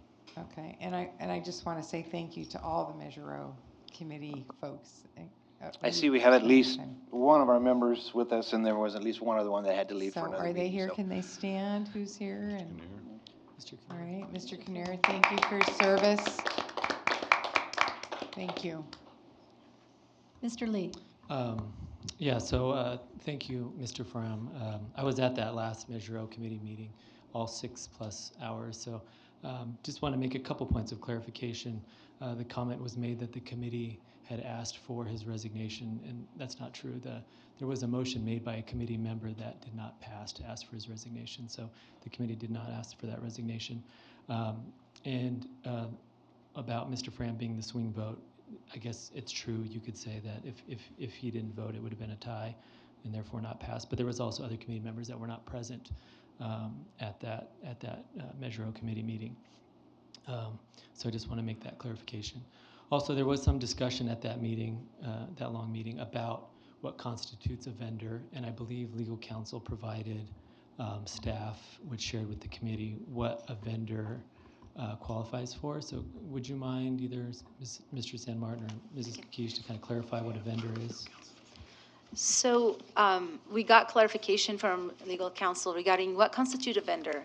The intent of Proposition 39, when it comes to our dollars within Measure O, is to make sure there's no conflict of interest for members that are going to be actually sitting on the committee or appointed by our board, and the fact that that member could benefit from Measure O dollars or the bond dollars by being a construction management firm or an architectural firm or anything that would, or any firm or a company that eventually would be able to submit bids for that project, whether it's a subcontractor for concrete or somebody that's going to do the lighting. So that would constitute a vendor for Measure O. If it's in the general fund and not going to be drawn on any of the dollars from the Measure O, would not be the same vendor, because that would actually eliminate a lot of the community members that are within the city usually where those projects are going to happen. So a vendor like Stater Brothers, for example, is a vendor that we actually buy supplies for some of our back-to-school nights, some of our staffing meetings, and throughout the year we might be spending $20,000. None of those dollars will be drawn from Measure O. We actually are not allowed to spend Measure O dollars on staffing or anything that has to do with things that should be spent out of general fund. And so all Measure O dollars would be spending on planning, design, construction, of schools, modernization, acquiring sites, and any communications or reports that you might have to do for those projects, but not necessarily vendors that are in the general fund. So that's the essence of it, but we can actually provide that legal opinion to you in a different form. I might just make one additional comment on this item, that since I was personally disparaged in that, as soon as I heard that there was a concern by some of the committee members, I immediately contacted the district and asked for a legal opinion on that.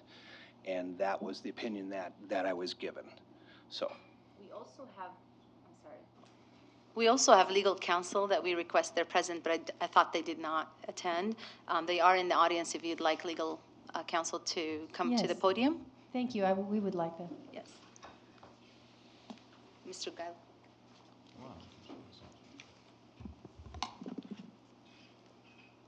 Good evening. My name is Reed Glyer. My firm Stradling, Yaka, Carlson, Routh serves as bond counsel to the firm, or to the district. Mr. Kaznoka was unable to make it tonight, so I am here in his absence, but I'm happy to answer any questions that the board members have. Well, then to the question, the definition that Ms. Kakish has given of Stater Brothers, since Mr. Fram, as he pointed, was disparaged up here by accusations that are probably, you're going to tell me whether or not they have grounds or not.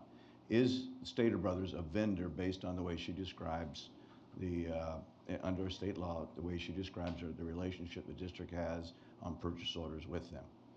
The answer is no, because they will not be paid from Measure O funds. It's, the intent is clearly to get in front of conflicts of interest, which would arise if you were paying an engineer or someone who was actually going to be paid from the fund, so they wouldn't steer the funds towards their projects that they would benefit from. Not the case here with Stater Brothers, because that payment would come from the general fund. And then, so when Mr. Davis, a former hardworking member on the board, had to resign because he came back as interim site administrator, is that just under the employee signification, not a vendor or financial gain any other way? That's correct. Okay. That's exactly right. All right. And this is based on the state law, Prop 39 and all? Yes, and the understanding of the conflicts of interest codes. That's Thank you very much, sir. Thank you, Ms. Allen. Thank you. Any other further questions? Maybe, I mean, since you're up here and you came all this way, maybe you could comment a little bit more on the bylaws as well. I mean, Sure. Making, our bylaws are in in following Prop 39, and that they are not an outlier in the state among other districts with similar bond programs. Sure. Two things. One is, I would say they are not an outlier. Specifically, it would be atypical to amend bylaws to allow the committee to appoint and remove members from the committee. That is almost exclusively the realm of the board. And having seen several bylaws, I don't think I could ever recall an instance in which they were amended to allow for that. But in a larger sense, I don't think that the bylaws are atypical in a larger sense. Each set of bylaws is tailored to the district, which is what happened here in some specific instances, if I recall. But by and large, it resembles what I would say is the model throughout the state. I guess just one last question. In your experience in being bond counsel for other districts, have you had any knowledge of a committee requesting or having, not even requesting, having their own legal counsel, independent legal counsel? No. Okay. All right. Thank you. Dr. Farouk? Yeah, I just wanted to, I literally just lost my thought right before you asked. It'll come back to you. Yeah, Is there anybody, somebody else has a Is there anybody comment, else sorry. that has any questions? Actually, it's more of a comment to you, Mrs. Alavi. You gave me a very cogent argument the other day as to why you think the bylaws exist the way they do in how people are appointed and how. Can you speak to that? I thought that was very I would be compelling. interested in your position as well. When when the elected people are elected by the people of Riverside to be on the school board, we take the responsibility for how the Measure O is carried out, correct? So we have the ultimate responsibility, and as elected people, we can also be unelected. You can unelect us. You can rescind our election, if you will. But an appointed board, you wouldn't want to give them the same power that the board had because they're not elected, and they could not be held accountable. Is that correct? That is spot on, to be honest. That's exactly right. If for some reason someone disagrees with the board, the answer is to try and remove them from office. They would not. A member of the public would not have a similar power vis-a-vis a member of the committee, so they wouldn't be held accountable. That's right. Correct. Okay. Thank you. Dr. Farouk, did you think of what you wanted to say yet? No? I can't look Out of the head. That happens all the time. I was just going to make a suggestion and then a comment to staff based upon my observation of just that one Measure O committee meeting and the number of questions that came up regarding looking for legal answers and kind of putting staff in an uncomfortable position to try to kind of relay information that was gathered prior to the meeting or after the meeting. I mean, I think it would be wise for us to have somebody from bond counsel or somebody knowledgeable in that realm to be at those meetings. I understand it's an additional expense, but they meet quarterly, so I think it would help the members of the committee better understand their role and making sure that they're following the law, because I know that was a concern from some of the members of the committee. So that's my suggestion. And also, as another colleague of mine said, I want to just commend the Measure O committee for that commitment. It's again, it's volunteer, it's thankless work, and especially you for taking some of those punches in that meeting. You don't need to do that. So, and congratulations on your retirement. So, Mr. Lee, just a clarification. You're suggesting that we continue to use our legal counsel, the district legal counsel, appointed for Measure O to attend the meetings. You're not suggesting that we hire... I'm not sure who else we would use, yeah. I mean, but not the committee hiring a legal counsel, right? No. Okay. Just wanted to clarify. That would be an outlier, right, in the state of California. Yes. Dr. Farouk. Okay, so now I remember this lack of sleep with the newborn. It's okay. So, you had mentioned that there's, boilerplates and templates with the bylaws, right, with respect to these oversight committees and so forth. But you also said that you want them to be specialized, specific to this district. Am I stating that correctly? That's typically that there's adjustments made for the specific districts. Is that correct? That is correct. Can you elaborate on what aspects or characteristics you are applying to be adjusted specific to a district like us? I just want to have some idea of your thought process. Sure. One of the major ones is there's a committee minimum number of the minimum amount of committee members. Oftentimes, larger districts will grow that because they want to have input from more people. So, I remember 7 all the way up to 11 or 13 sometimes. So that's a big one. The terms, the sequencing of the terms, I mean, these are very minor. I want to be clear that by and large they mirror each other, and to the extent that they don't, it's very minor things like this that I'm talking about. If you give me 10 minutes, I'll come up with a few other examples, but they're nothing major. I just wanted to get a sense of if there were any material things and how you constituted that. But I think the information you provided is sufficient. Yeah, and just real quick, Prop 39 is very clear on what has to be in a set of bylaws, and so you can't deviate too much from that anyway. Okay, thank you. Thank you. Any further comment? I want to add my thanks to you, Mr. Frem. That was it is, as Mr. Lee says, a thankless task, but very necessary, and we appreciate it very much. Thank you. I think that is if no one has any further comment, we thank you for your report. And now we move on to agenda items for future meetings. Is there anybody who would like to add anything? Mr. Lee. Yeah, I would just like to get a little bit more information. I know these are famous last words that staff does not like to hear, but I went to a conference and I heard this talk, But the Anaheim Joint Unified School District, I think that was it, the upper grades, they were talking about a new state seal of civic engagement or democracy.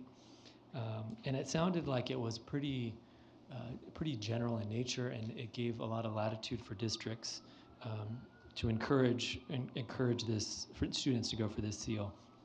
And so I know Anaheim has been at this for a long time, and they have some really good data to show that the work that they're doing that will allow students to gain this seal has improved their SBAC scores, and that has actually led them to not do interim assessments. So saving time on testing while providing students an opportunity to improve their language skills, their presentation skills, their research and critical thinking skills. So I don't want to make it clear, I'm not advocating that we start a whole new program. That we started that process. Okay, well they have. Okay, well then that's great. I haven't heard about it, so we can get more information about it. But I really like the data that was backing up this work. So if I could get some information on that, I appreciate it. Thank you. We will put that on the list. Can I Yes. ask that? Is there going to be a report, Ms. Carmen Day, coming back to us? I remember our history teacher, what's her name? I can't remember. Is working on it, heading it up. Carolyn Power, yes, we'll bring it back and we'll get more information. Was there a plan to do that already? Well, the new plan, the deviation from the plan, I think should be to visit Anaheim. He just said, have a nice trip. So that's one thing we're going to do, and then we'll get the information back to the board. Okay, thank you. Because we heard about it in academic oversight, so I don't think it's come to the full board yet. So that's why I'm asking. All right, thank you. Thank you. Any further comments? I'm going to be speaking to the board about what subcommittees you might want to be on, so please be giving that some thought, how you want to spend the next year. And if there is no other thing, I will now call the meeting adjourned. Thank you.